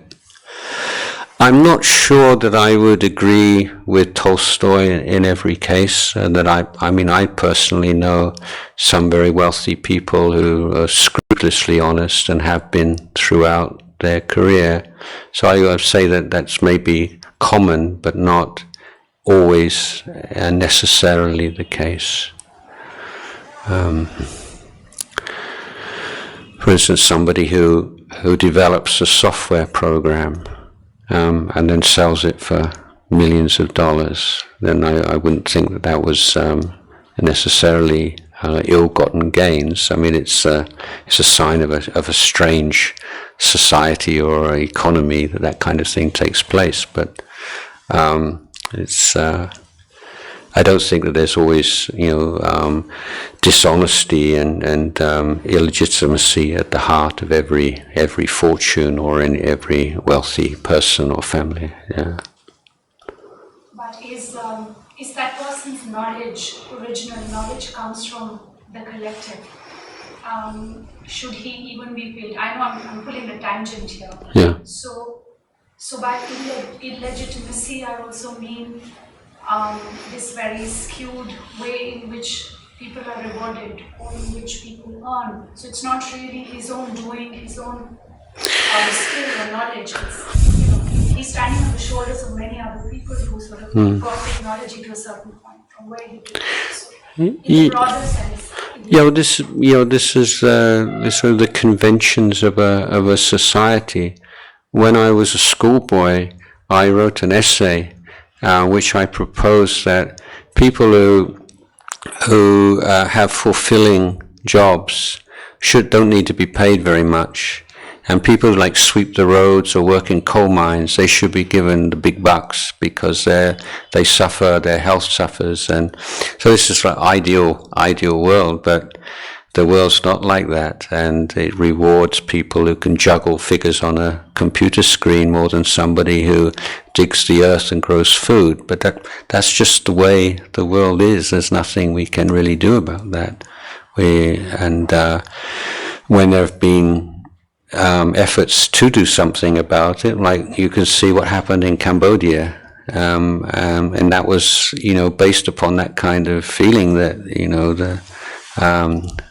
that these people who work in offices and intellectuals were bad and need to be forced out into the fields. And I was just in England visiting my mother, and I had my attendant who was looking after me and driving a car for me. He escaped from Cambodia, and 35 of his family members were slaughtered shortly after he left. And this is quite common in families in Cambodia. This idea of this imposing this system and all the terrible things that come from high ideals that we've seen throughout the 20th century. So these kind of big ideas are quite tend to be very ruthless and. Yeah, but it's an imperfect world, isn't it? I mean, this is what to say. I think as a monk, what you think about more is you don't want to be making a fuss of big donors and making small donors feel insignificant, and that the monastery is sort of buttering up the rich people. That's very poisonous in a monastery. And there's this kind of monastic sect which is now sort of been abolished almost, called Dhammārāma, and there you had this kind of class system that you donate a certain amount of money and you get some like personal time with the abbot, and you get special food on special plates and all this, and it was sort of marketed like that. And this was so much in conflict with the traditional monastic virtues that eventually, it led to its own demise amongst other factors. Sorry, what was the next question? Yes. So, can we take one online question? Because one question. Yeah. Yes. Okay. One of our friends from US has asked this question. He says, "What's the difference between samadhi that you described, Ajahn, and the receptive awareness that Ajahn Sumedho talks about?" The receptive awareness. Receptive, not deceptive. Okay, receptive awareness. Well, every teacher has their own kind of vocabulary, don't they? That's what makes it rather confusing for students. The way I'm using samadhi refers to the clear, bright stability of mind, which is the result of a unbroken stream of mindfulness. So that would be the most simple, bare bones kind of. So I don't think this is really what Luang Por Sumedho is talking about. He's talking about a very, say, elevated sati sampajanya, I think.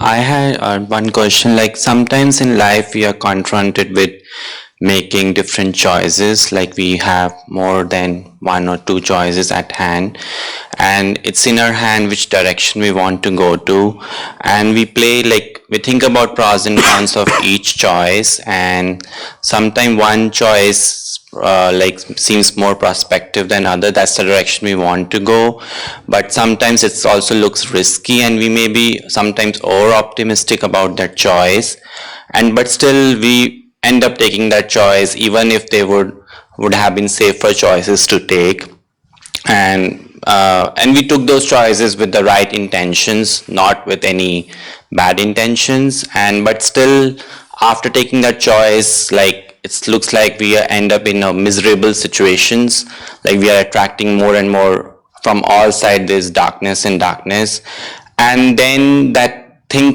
sinks in is the self-blame that we go into, like why we made those choices, had I would have taken that choice.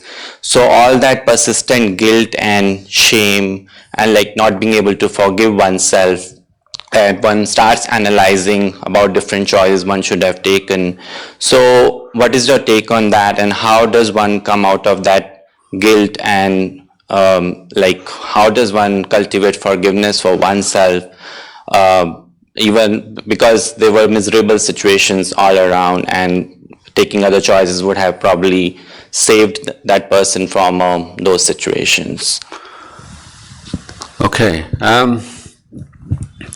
First of all, now we have too many choices these days, don't we? And this is a cause of suffering in itself, because if you have 8 or 9 different choices for any one thing, and every one has pros and cons, so you choose one, but then when you think about the other 8 that you rejected, you put all the pros of those 8 together, and all the pros of those 8 together are always going to outweigh the pros of the one that you chose. But there's no way around that. But what can you do? You before you make a choice, you think it through. You make your mind calm, and the mindful mind is capable of making the best choices. But whatever you choose, it's always a risk. There's no guarantees in life, are there?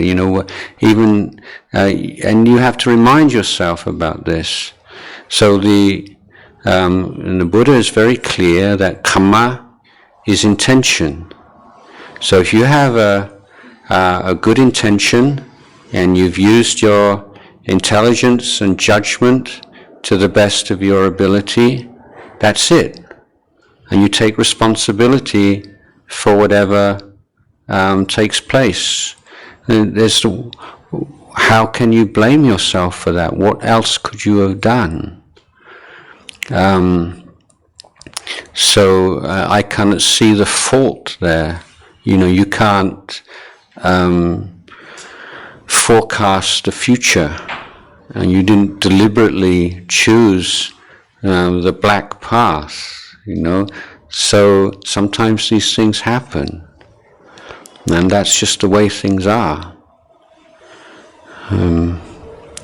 So, as I was saying just now, with this vipawa tanha, is life's already tough enough as it is. Don't add on to it with guilt and going over and over things that you did or you didn't do, because that time has passed, and and now you want to be learning from your choices and finding ways to make better choices in future, but realizing that life is so complex and the areas of life in which you have some control are always very limited.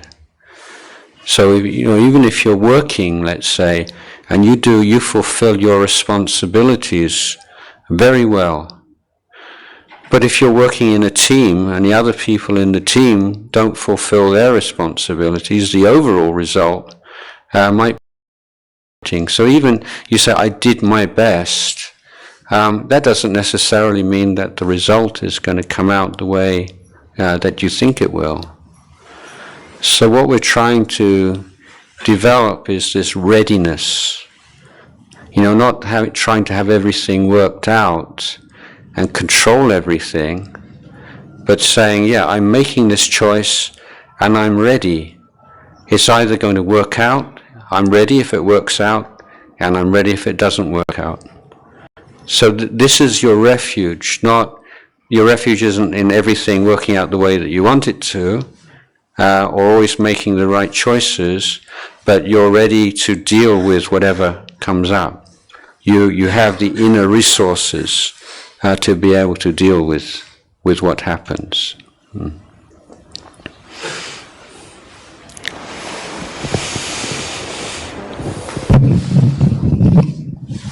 So earlier you talked about faith-based religions and Buddhism, and you said we can have faith in Buddha's enlightenment, and then you connected it to our potential for enlightenment. In another context, you said that in the Thai forest tradition, the tradition does not talk about which 4 levels of achievements are you a stream enterer or an arahant. Now, isn't knowing that an inspiration, saying you're connecting Buddha's enlightenment to somebody recent's enlightenment to then your enlightenment? I have made the point that Ajahn Chah did not usually speak about these things, but that's not to say that other monks don't. That's his particular style. A number of factors here. One is that one of the expulsion offenses, so the first 3 are quite clear and they sound severe, is sexual intercourse, stealing and killing. So you say, yeah, that makes sense. But the 4th expulsion offense is a special kind of lying. And it's claiming falsely to superhuman or uttari manusa dhamma. So claiming some level of enlightenment, knowing that one does not, one has not reached that level, in order to become well known or to be well supported and so on, or to inspire people.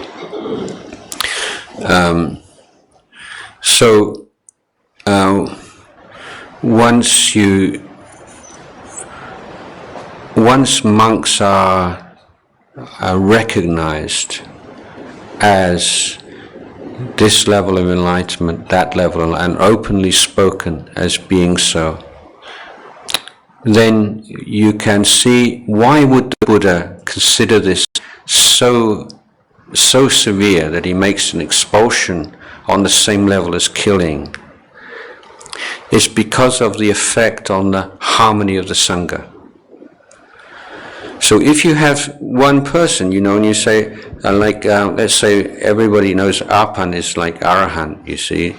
So you're bringing your gifts. You say, well, who should we give our gift to? Ajahn Jayasaro. We don't know. He might be, but Arpan definitely. So everybody wants to give all their gifts to Arpan, and Ajahn Jayasaro starts to get a bit jealous. Where does Arpan get all the gifts? So this is the kind of thing that can happen. This kind of jealousy, and all the lay people start to be devoted to one particular monk. So it can cause a lot of disharmony.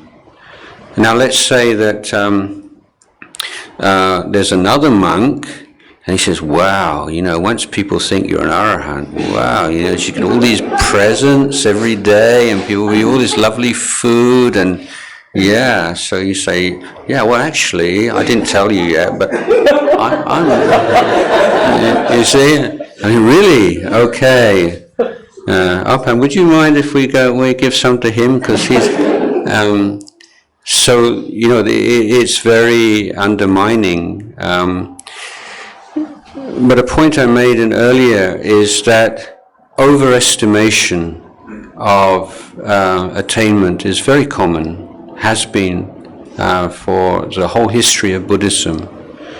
So if you have this convention that if you have an attainment and then you reveal it and it will be inspiring to lay people, then what happens if after some time you find out what you're not? Just how would you feel as a monk? All these people have been giving you all these things under false pretenses. Should you give them back, or should you say something? And in fact, there is a Vinaya rule. It's a Pajitya rule. It's it's not an expulsion offense. But if you are truly enlightened and you tell a layperson, even with the intention to inspire them, I've done it, you can do it. That's an offense against the discipline. The Buddha forbid monks from doing that.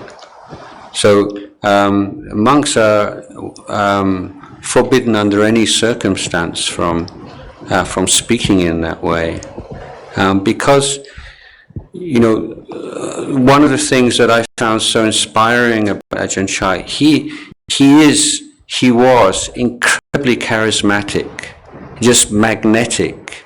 You just want to be with him. You're with him. You don't want to go anywhere. You just want, unless he kicks you out, you won't go. 1 o'clock, 2 o'clock in the morning. But he never played upon that, and he downplayed it wherever possible. And that's something that's so beautiful to see. And I wrote about this in the book because one of my abiding memories, the first month that I'd been there, so I was in complete awe of everything. I was wearing white like Arpan.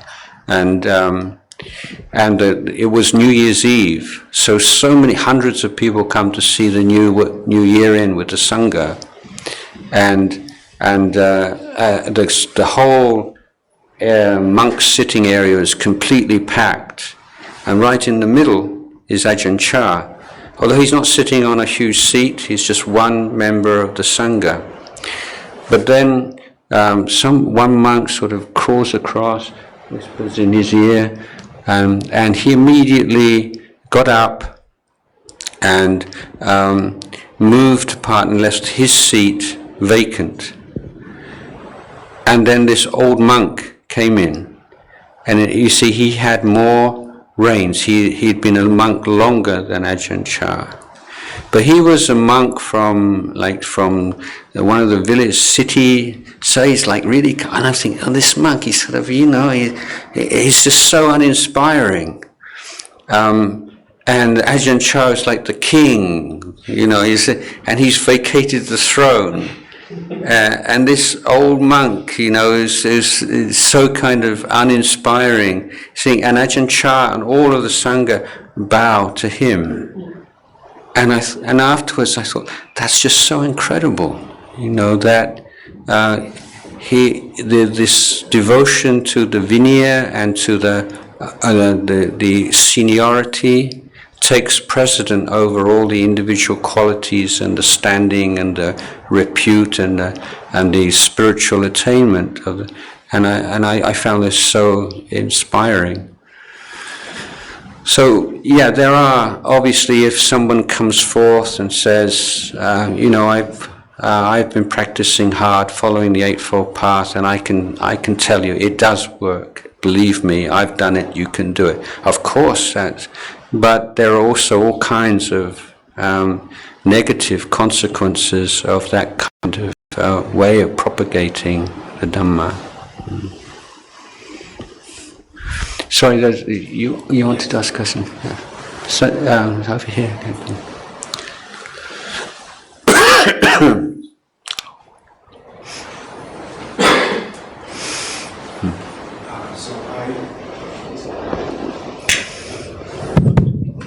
I have a question about meditation. When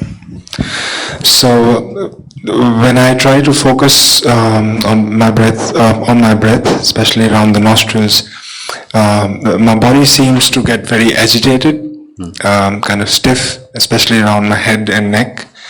But then when I take the attention around my belly, there is certain relaxedness, but then I also drift into daydreams. There's definitely much more relaxation. That point of balance is so difficult to find. I'm still struggling. Can you please suggest what can be done here? Yes, well, wherever you place your attention, then there will be challenges and difficulties, so that the difficulties are not necessarily an indication that you're doing it in the wrong way, or that this is not the practice for you, but you need some patience and application, and try to...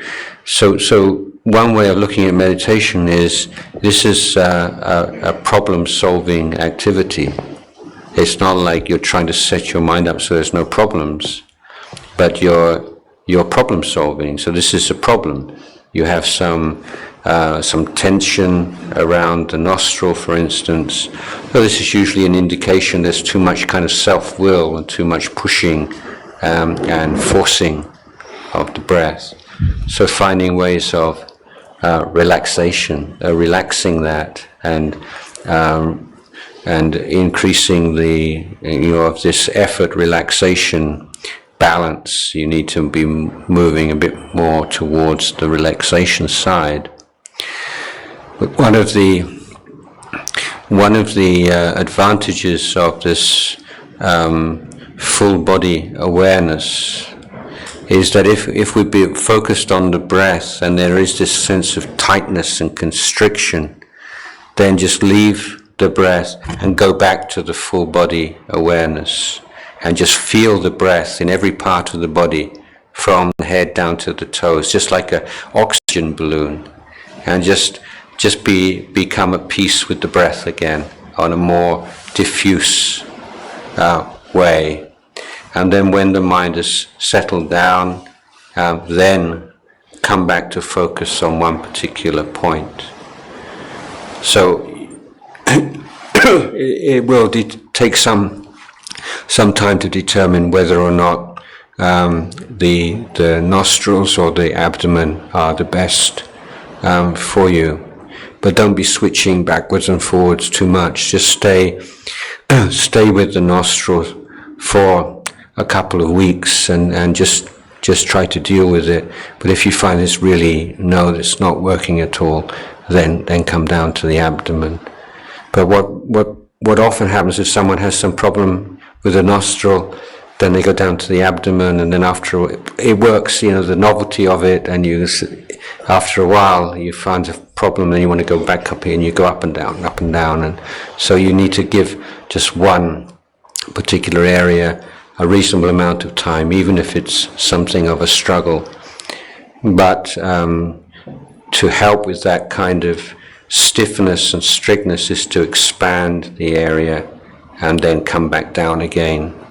If you feel sleepy also, it's good to expand the awareness, especially in the head area. It can easily cause that kind of dullness if you're not careful. Somebody else was? Yes.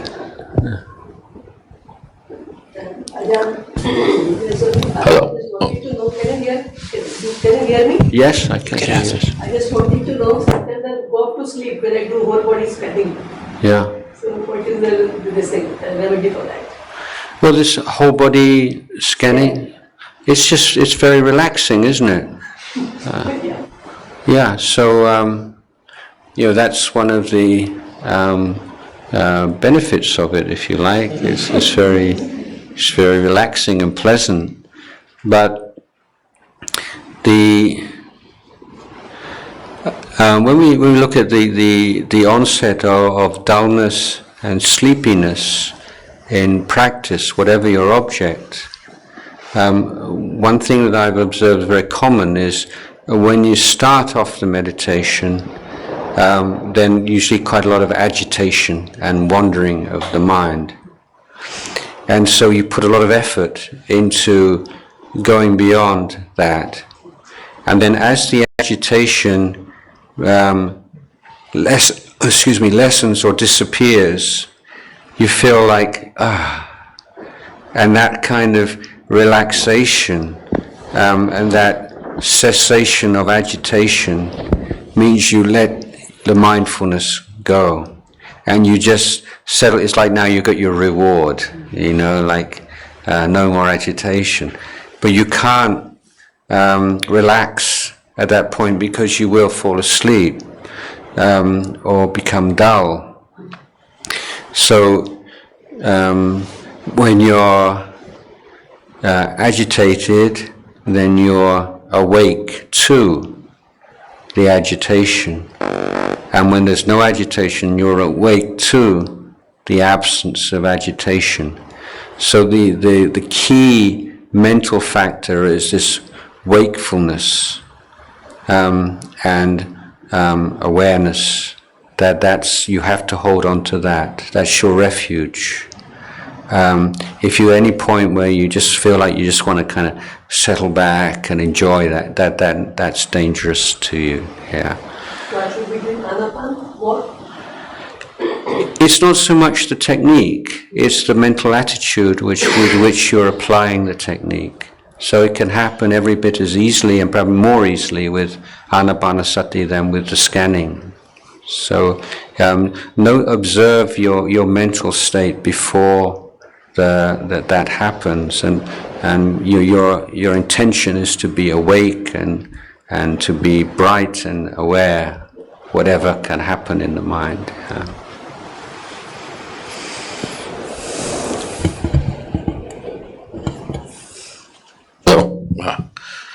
Ajahn, my question is in continuation with the question that the gentleman had asked on the first row, with respect to announcement of attainments. In many of the suttas, for example, in the Mahasatipatthana Sutta, at the end of the sutta, there is an announcement that so many people after hearing the sutta became Shotapana and so many became Anagami and so and Arhant, etc. It gave a great sense of belief in a lay student that it's possible that people can attain this levels if you walk on this path. And there is this question and dilemma in a lay student that in today's world, is it possible? So I have a little confusion on this part that during the Buddha's time, it was announced in the suttas and then the rule came. I mean, just a small note of clarification on this point. No, that's a different issue. That's not like particular monks claiming states of enlightenment.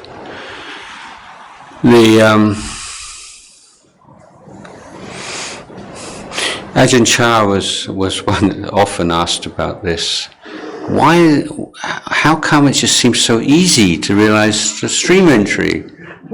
Just listening to a talk, a lot of these people never been on a 10-day course in their life, they don't even know what a one-day course would be, and they're just out having a party in a park, and then, so how does that work, and so, he was saying it's like a balloon, you're just a tiny little prick in the balloon, and the whole balloon bursts. So the analogy is that these are people who have created so much good karma. The fact that they were born in the middle country at that time and were in that time at that time and place all the work, you know, it's just a final little pinprick that took place. So these days, you know, we don't have that kind of barami. Yeah, being born in Delhi and trying, you know, it's not the same as being born in the Kuru country 2,500 years ago, unfortunately. But let's look on the bright side. I mean, now one of the advantages of like a capitalist society that we have, you know, more is choice.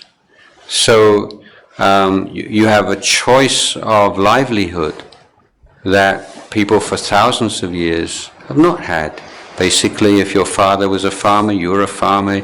Your father was a merchant, you were a merchant, and so on. And especially if you're a woman, you know, within hardly reached puberty and already you're bearing children and your whole life is mapped out for you. So now, one we can say after you've been working for a while, maybe you can choose to say, yeah, I'll work a little bit less, or in a job that's not paid so much, so that I have more time for practice. And so the boundaries between monastic life and lay life are a lot more fluid than they were at the time. You can lead a kind of a semi-monastic life as a layman these days and incorporate many of the traditional elements of monastic life into a lay lifestyle. Secondly, access to teachings. You know, you can take your telephone and you can listen to an arahant. And you don't like this arahant, you can turn him off and listen to another one. I mean, this is like magic. I mean, you tell somebody 100 years ago, you know, I said, oh, I'd love just to meet a teacher who could teach me about meditation, but I have to walk 100 miles through the jungle to the Himalayas, and then I don't even know. Yeah, well, you just press this button, you know, and you can. What do you want to hear? A talk on metta? You want to talk on a sutta? Or we got YouTube as well. You know, you can. I mean, this is just absolutely unbelievable. The access to teachings. And surely to be born as a woman, this is without doubt the best time in history to be born as a woman, isn't it? You have access to education, you have access to birth control, you can get married if you want to, you don't have to get married if you don't want to, you can have a career if you want a career. I mean, obviously not for everyone, but the opportunities for women to study and practice Dhamma, unbelievable compared with even 50 years ago or 100 years ago. So, yeah, look on the bright side. Yes, I think you have a lot as lay people. You know, the opportunity and the access to suttas and to Dhamma teachings, to teachers. It's very good and something to really take advantage of. So, you know, how far can you get along the path? Well, who knows? But the point is that you're on the path, you know, so, you know, you run along the path, you can run. If you don't, you don't walk, you can crawl. And you just stay on the path, you're okay.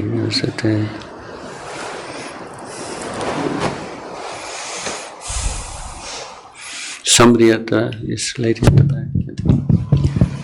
Ajahn, just a small question. You just were mentioning that when dullness appears, you expand your mind. When dullness arises, yes, you try to expand your mind. So, I mean, just explain how do we do that?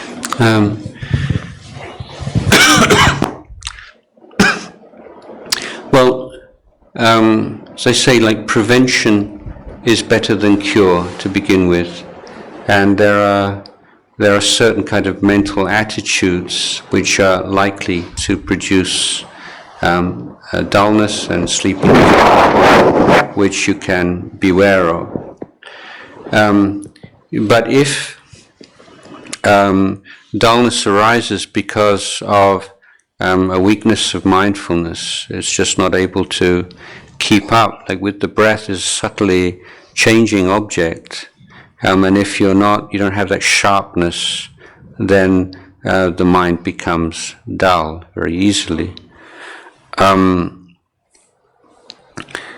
So how to deal with dullness? Well, there are many techniques. One is to imagine to take the whole body awareness, if you've been doing the sweeping before, and imagine the body as expanding and contracting, and then adding the perception of light, as we call aloka sanya.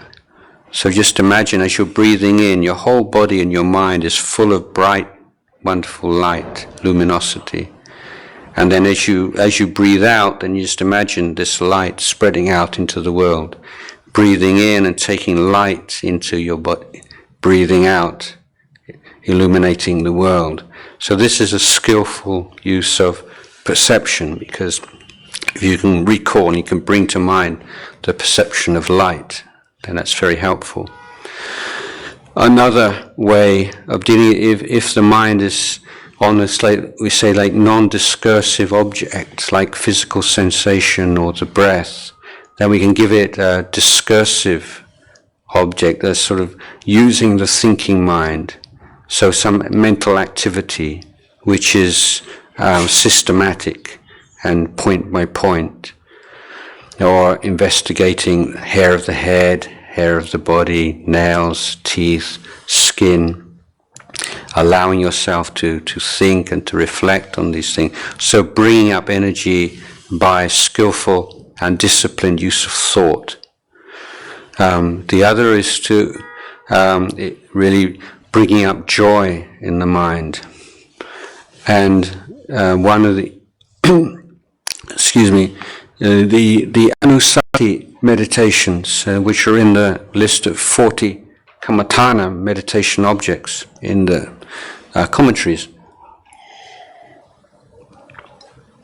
based on the Sutta, and these are creation of particular perceptions in the mind, and one of them is called Jakanasati, and in Jakanasati we can expand that to bringing to mind things that you are very proud of in your life, that you can say, yeah, whatever happens in my life, I did that. That's a good thing, and I'm so. And just bringing up that memory of some good things you've done in your life. And if you have a list, then if you've done this a few times, you have like a database, and you can bring this to mind. And just to bring this joy into your mind. Or, what I was talking about before, about imagining making food and going to offer to the Buddha, or something like this. But,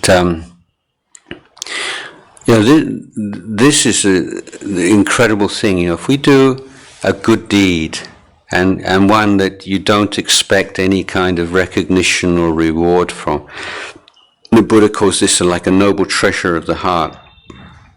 Because what you can see is, after a day or 10 days, or a week, a month, a year, 10 years, you remember that, and you just have this sense of freshness and joy, as if it was yesterday. This is the magic of goodness, that it's something that you can call upon in your meditation and become a cause of joy. And I often talk about the lazy man or lazy woman's path to enlightenment. Do you know what that is? It's mudita. You don't have to do anything. You just sit and you enjoy all the goodness of other people. It's very. But like the news. Okay, so the news in newspapers and on the television and so on. It's predominantly like bad things. But if you look, what is your own news in your world? And meaning the world of you and your family and the people around you, is predominantly good. It's not predominantly bad. And there is so much goodness around. This isn't just sort of being kind of, oh, everything's beautiful, like so hippie kind of thing, but it's just recognizing how much goodness, just unspectacular, modest acts of goodness around us all the time. Just open your eyes and you can see them. And appreciate them, and it brings joy to the heart. And I want to tell you a story. Some of you may have heard this story. A few years ago, I did a Tudong walk from Aurangabad and to Ajanta and Ellora in a big circle, and ended up at Aurangabad. And so when you're walking on Tudong in India, the main challenge is to find a place to rest at night time without anybody seeing you. If anybody sees you, next minute you've got a crowd of people around and want to ask you questions, and so you sort of slip up. As it's just starting to get a little bit dark, you just slip off the road and hide away. So one day, and this is easier in that part of India than in Bihar, where everything's so flat and open. But I had walked off the road and climbed up a hill and found a big flat rock. It was just a beautiful place to meditate at night. And I thought I'd done it and nobody saw me. And then I looked, and over there I see a goat herd, and he's looking at me like this. That's, oh no. But anyway, I sat and started to meditate, and it got dark, and I thought, wow, I'm okay. And then I hear this like scrabbling. There's a very steep hill, and I hear this scrabbling in the dark, and I think, oh, this is some animal or what's, and I had a flashlight, and I showed the flashlight, and it was this goat herd, and he's in the dark, he's climbing up this, and he's got this big bunch of bananas in his hand. He's brought me something to eat. He must, and I was so moved. And then he came and very, very respectfully offering these bananas. And I can't speak, obviously I can't speak Maharashtra, I can't speak he doesn't speak English. And how can I tell him he's made all this effort to come in the dark and then climb up a hill and off, and I can't receive the bananas because it's nighttime. So I sort of see how I can't. So he's saying, what I'm picking up, he's saying is, oh, well, I'll just leave them there and you can eat them in the morning. And I have to somehow explain to him, I can't do that. I can't receive things in the evening and eat them in the morning. So eventually he understood and he left. So I reckon it must have been about 8 o'clock at night or something like this. And about 2 hours later, I hear this scrabbling in the dark.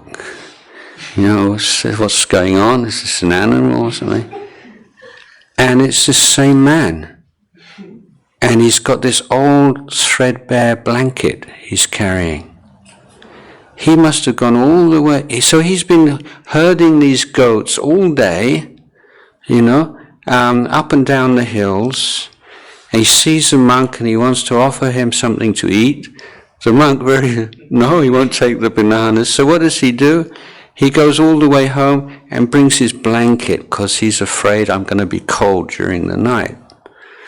And he offers me this blanket. And so I accepted the blanket, and I tried to explain, I'll put it on there's a kind of the rock at the base of the hill by the road. In the morning I'll leave it there and you come and pick it up. So I hope he understood that. So this is a kind of goodness that you experience as a monk, and that I will never forget that man. and you forget people who treat you badly sometimes, but somebody who does that, makes that kind of sacrifice and that kind of goodness, and with just the pure goodness of his heart, without any wish for any kind of reward at all. And these are the kinds of things that all around us that you can bring to your mind. And if you're sleepy and dull and depressed, goodness, that's better than any pill, and the recollection of goodness. And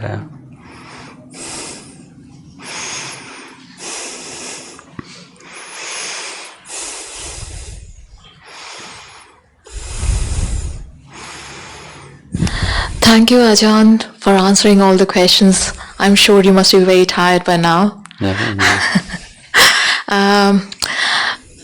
I had this burning query for a long time, but haven't really dared to ask anyone.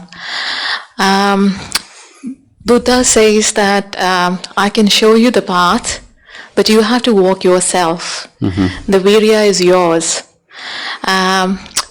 But at certain places, we do invoke blessings of the devas. And in lay life as well, I see people praying to deities and, going to temples and churches. And for me, it has always been, the theory always has been the karma, Even before I was into the Buddhist tradition per se, it was always the karma. So I never really believed in kind of praying and going to churches and temples. But after coming here, I saw that we still invoke devas here as well. So I'm just daring to ask, do these deities, do they really exist? And suppose my husband goes in the next room and he's praying to them, so not really seeking anything, but maybe my husband prays and says, may all beings be blessed. So, he just prays and, so should I be joining him? Should we be actually praying to them as well? I know that's not the path to salvation, but I kind of, I really don't know what to do there.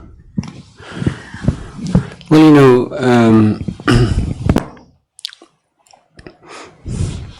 when we meet an elderly person, we pay our respect to them as our elders, and out of respect to the elderly. And so the devas, they're our elders. So they're not to be prayed to, but the fact that they are reborn in this realm means that they've led very good and virtuous lives, and now they're experiencing the fruit of that good karma. So they're very long-lived, virtuous beings, and we pay our respect to them just out of because that's a polite and correct thing to do. So these deities exist, but the question for the Buddhist is, what is the correct relationship to them?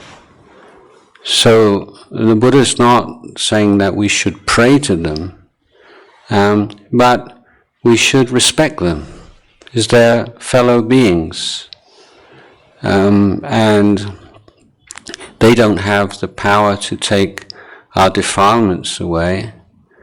But it's wonderful to have these exalted beings offering support and illuminating. Sometimes those meditators who've developed psychic powers can see in temples and monasteries or places like this, devas enjoying and participating, because devas are drawn to goodness. So it's like honored guests. That they're not to be prayed to, but they're honored guests. We can't see them, but if they're here, then we honor them as our guests. And that's my idea. Yeah.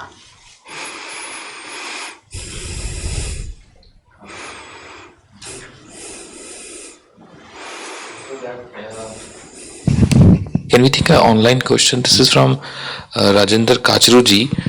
He's saying, couldn't understand breaking inhalation and exhalation of breathing into three parts. Could it be explained again? Yes. So, of course, the difficulty in mindfulness of the breathing is to sustain the mindfulness for the whole duration of an inhalation and the whole duration of an exhalation. So often you can be mindful at the beginning of anything, not just the breath, anything in life. You can be mindful at the beginning, but it kind of tails off towards the end. And on the exhalation, I think it's particularly the case that when the mind wanders, it tends to be towards the end of the exhalation. So it's a kind of a time when you need to be particularly vigilant. But one way, it's an optional, skillful means to consider the breath as three sections. So as you start to breathe in, and then there's the middle, and then comes to an end. So rather than having one beginning and one end of an inhalation, you have three beginnings and three ends. So it's just a way of chopping something up and allowing or helping the mind to sustain that consistent level of mindfulness. And similarly with the out-breath, the beginning, and then says this is the middle of the breath, now we're approaching the end of the out-breath. So again, these are skillful means that can be applied. So how do we create this kind of connection between the mind and the object? So getting away from talking about concentrating on an object, we're talking about a healthy creative relationship between the knower and the known. So one of the skillful means that's very popular is to use a mantra, such as Buddho. So it's the word Buddha in the nominative case with the O at the end rather than an A. And so divided into Buddho. And so this is just a way of increasing the connection between the mind and the breath. So it's not that the meditation word is the object, but it's a way of cementing or of increasing the connection between the mind and the breath. Another technique is to be examining the breath in terms of the length of the breath, the coarseness or subtlety of the breath, the temperature of the breath.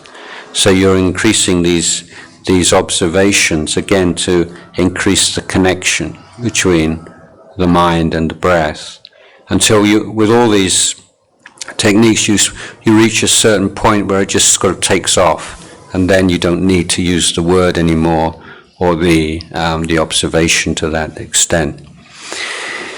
Another technique which is very good for beginners or any meditator whose mind's a bit agitated, and that's counting breaths. And the counting technique that I recommend is on the in-breath is 1, out-breath 1, in-breath 2, out 2, in 3, out 3, in 4, out 4, in 5, out 5. So if you lose your mind, you have to go back to the beginning. But if you get to 5, 5, you begin again, 1, 1, 2, 2. This time you count to 6.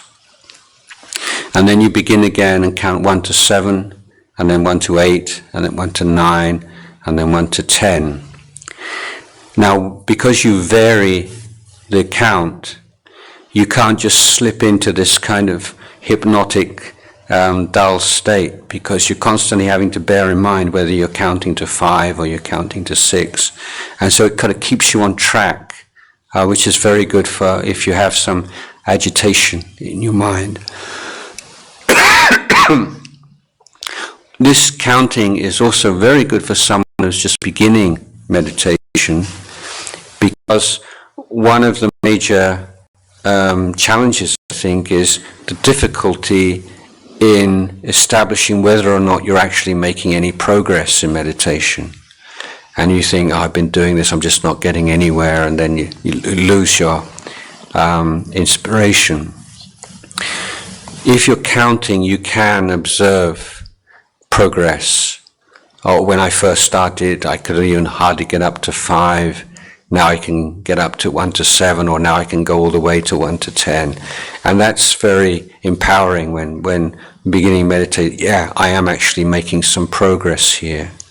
Because it's so difficult otherwise to really have any criteria for progress. They're measurable criteria. So these are all ways of developing some mindfulness of breathing. Another observation is that when we breathe in, then there is effort involved, taking the breath into the body. And as we breathe out, there is a natural physical relaxation. So we can emphasize on the in-breath, we can emphasize relaxation. And on the out-breath, we can emphasize effort. Because there's already the physical effort for the in-breath, and so we can balance that with mental relaxation.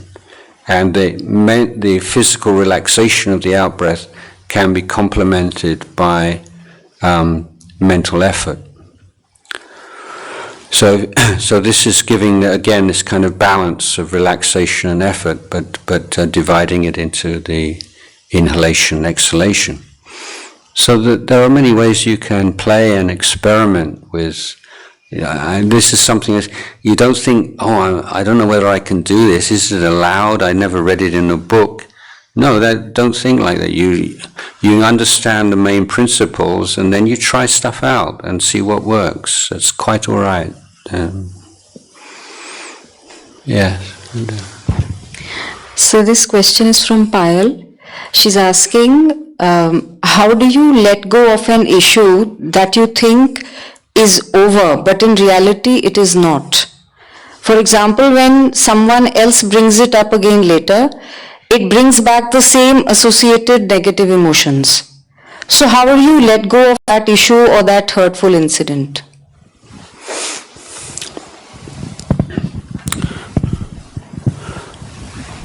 One of the things that I've tried in my own meditation is, after you have been meditating and you feel your mind is quite strong and stable,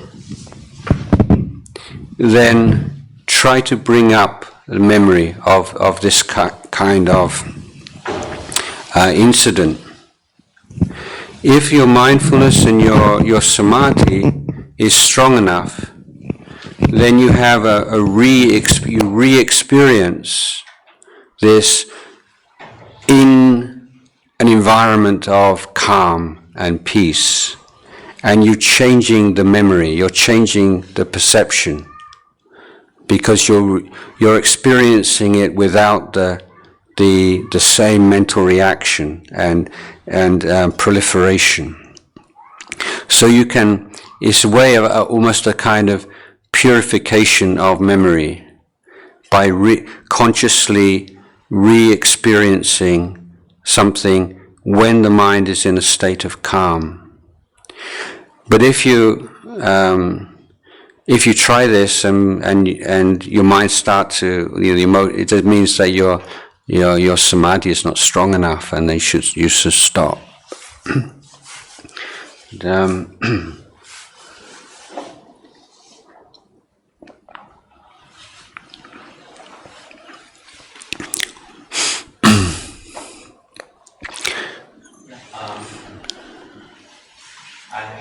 Question related to monastic life. Like sometimes some people become monks out of frustration with the worldly concerns, and they enter into monastic life out of getting gain from the lay people. So how do you differentiate between monks who enter into monastic life with a genuine purpose from the ones who enter just to get benefits from the lay people? And should we still give to such monks if we can't make that distinction? And with respect to that, another question is, why is money prohibited according to Vinaya to be given to monks directly? Because some monks I have experienced, like they do accept money in form of envelope without seeing how much money is being given to them. For that, I have two more. So, okay. If you have time. Your question is sutta, in which the Buddha compared monks to fruit. There's 4 kinds of fruit. So there's ripe, there's rotten on the outside and rotten inside, rotten outside, and ripe inside, ripe outside, rotten inside, ripe outside, ripe inside. So the rotten outside, rotten inside is a monk who's internally is full of corruption and greed and so on, and externally his behavior is very bad. And the 4th one is also, in these groups of 4, 1 and 4 are usually the easy one. Number 4 is someone who is internally pure and externally inspiring. But then the 2 interesting ones are 2 and 3. So you have monks who can look very uninspiring outside, like a rotten fruit, but inside they're very pure. And you can have monks who outside look very inspiring, but they're just putting on a show to inspire respect. But inside they're corrupt. So when you see a monk whose behavior is not very beautiful, then you remind that he can be either rotten outside and rotten inside, or rotten outside and pure inside. And so unless he's really breaking serious rules and behaving in a disreputable way, better to give him benefit of the doubt. As regards money, this has been a cause of contention in the Buddhist Sangha since very early days after the Buddha passed away, and led to schisms in the Sangha.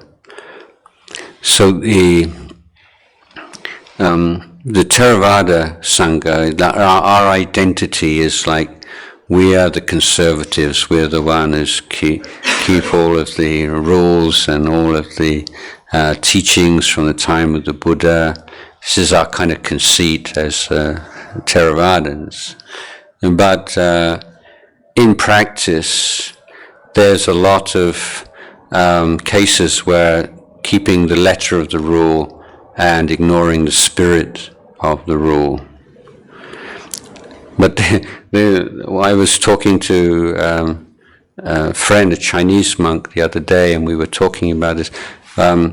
Is it like measurements, a number of measurements for like Sangha lodgings are in a unique form. It's called Sukkata span. So the Buddha was the Sukkata. So it's a Sukkata span, means like the width of the Buddha's hand. But if you take but it's never actually measured.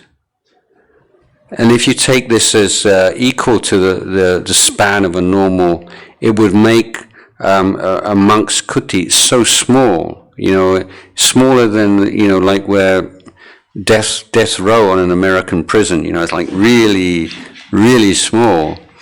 So by the time of, and robes also, so by the time of Venerable Buddhaghosa and the Visuddhimagga commentary, the convention had arisen from where, I don't know, was that the Buddha was 3 times larger than an ordinary person.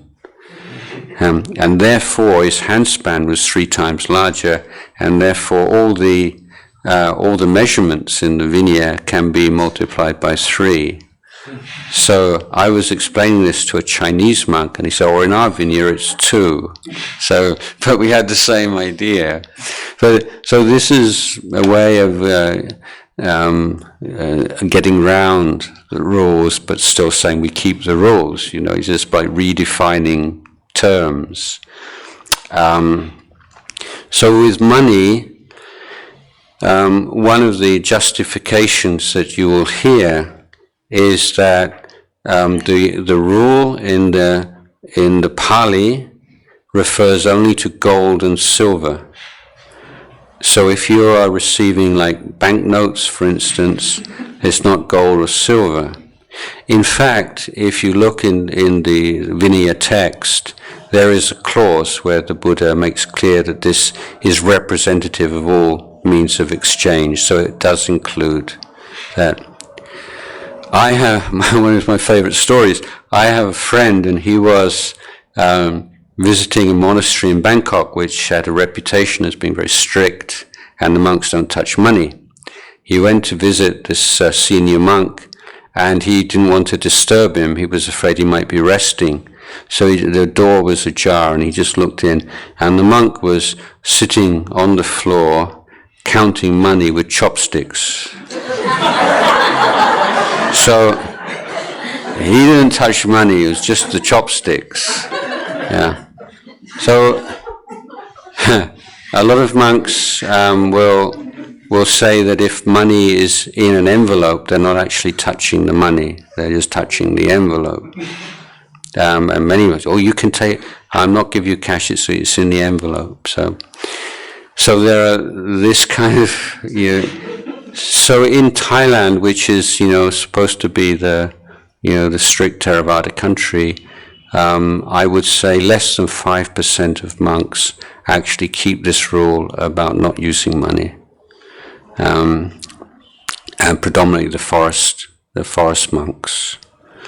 Even in the forest sangha now, there are all kinds of challenges with new means of paying for things, with paying with QR codes and things like this. So it's a huge challenge to decide what is and is not allowable now. And for instance, you can now, I don't know in India, but you can get these cards which can be exchanged for petrol. So, pardon? Sri Lanka, yeah.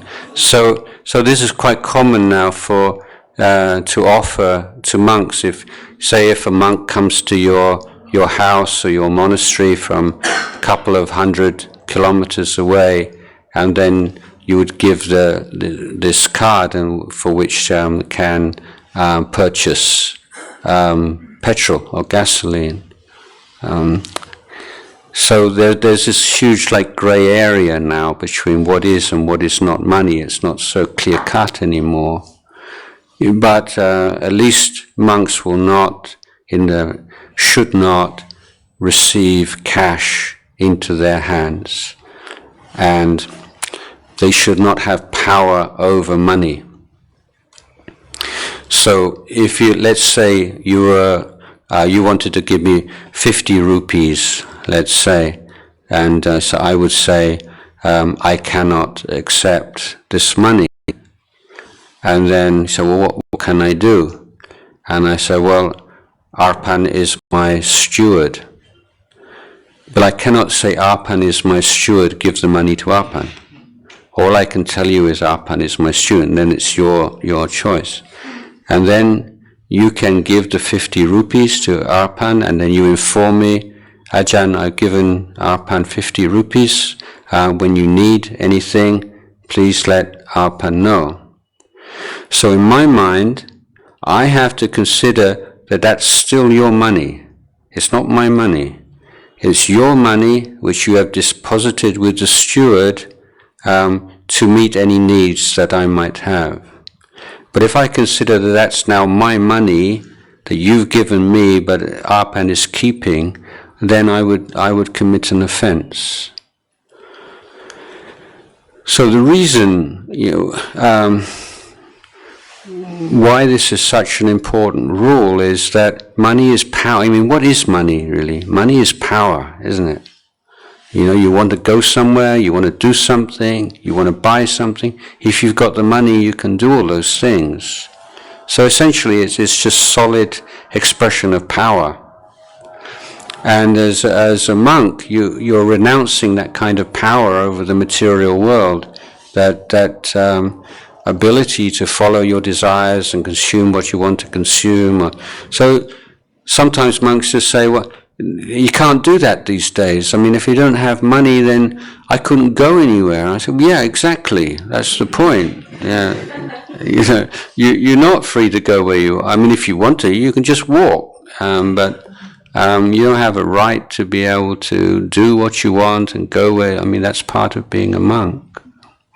So the monk has to be separate from, apart from the whole economic system of buying and selling and all these things. And ideally, the monk is leading by example and showing that you can lead a happy life without all of these possessions and without that kind of power. So not to say obviously in the lay life you can't do that, but the monk should be someone who stands back from all of that.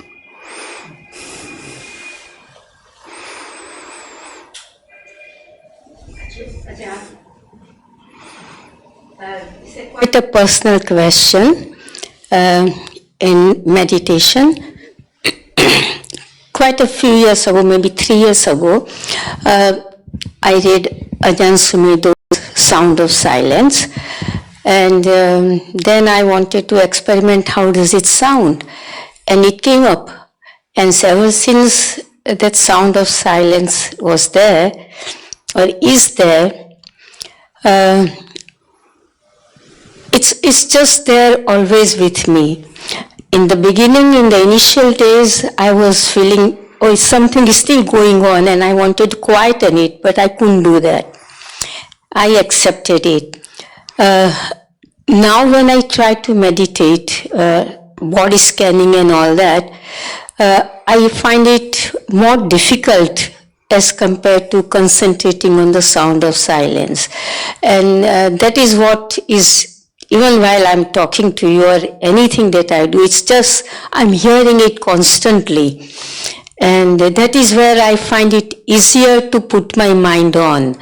I wanted to understand from you as to what is it that I can do? How can I go on meditating? Well, it would seem to me that the obvious thing to do is meditate on the sound of silence. If you have that constantly accessible and present to you as an object, then that would seem to make sense. And if as it is a meditation object in itself, then and it's hampering and preventing you from using other objects, then I would say just go with the flow and just meditate on that. I'm not really sure, whether or not if you persisted with the body scanning, whether sooner or later that would go away or not. But it's not a defilement, and it's not. It's actually something which is quite a good object of meditation. So why not? Why did you leave that and go to the body scanning?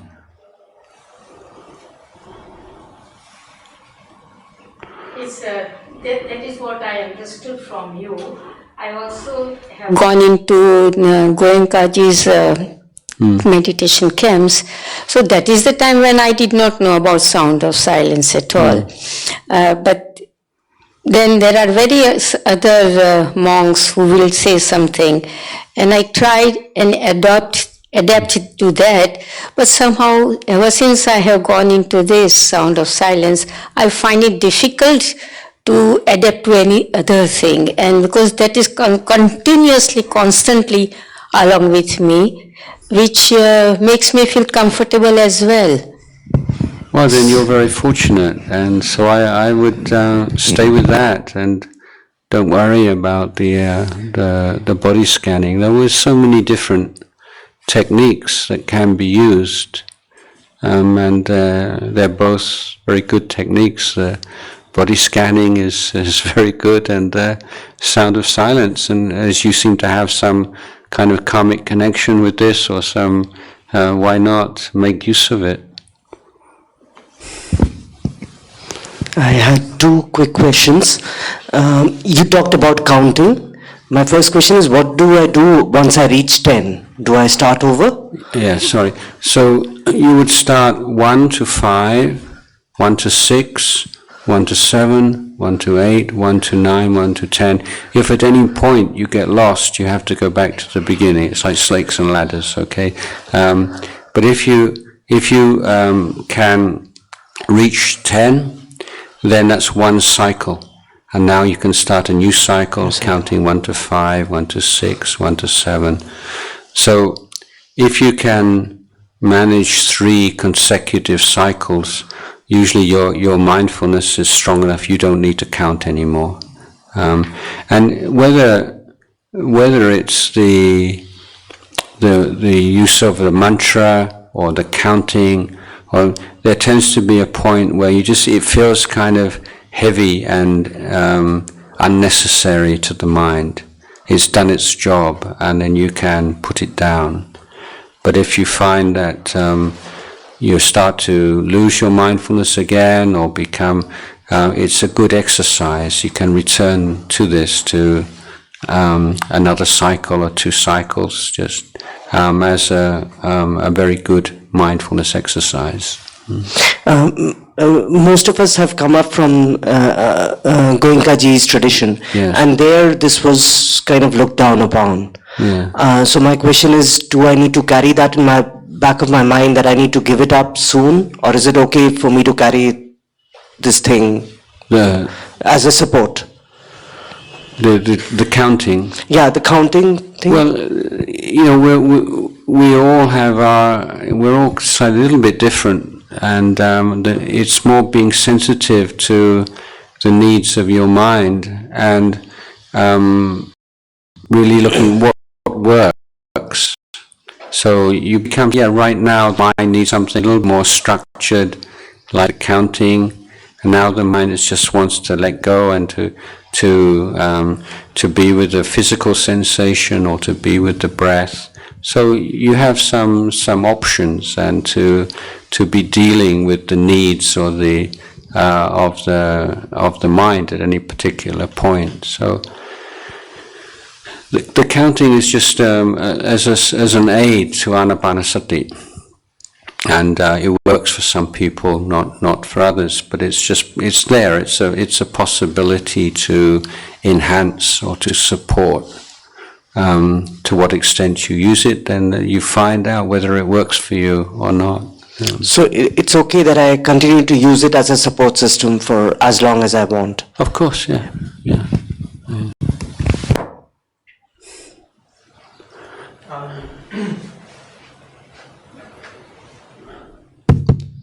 So I have a question about absorption samadhi, because I've also heard different variations on interpretation here, and basically, simple question: is there awareness of the body or not?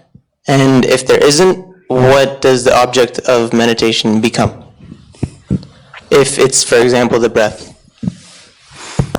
By this time, in almost all cases, so I don't feel confident to say every case is always like this, but generally the awareness of the body will have disappeared, the coarse body, and at a certain level the awareness of the breath itself. So at that point, and then there is simply the sense of knowing, and that is the object, knowing, the sense of knowing, being the knowing in the present moment. And then there will become a time when there'll be very slight and subtle interruption or objects appearing in the mind door. And at that point you can develop the investigation of the 3 characteristics.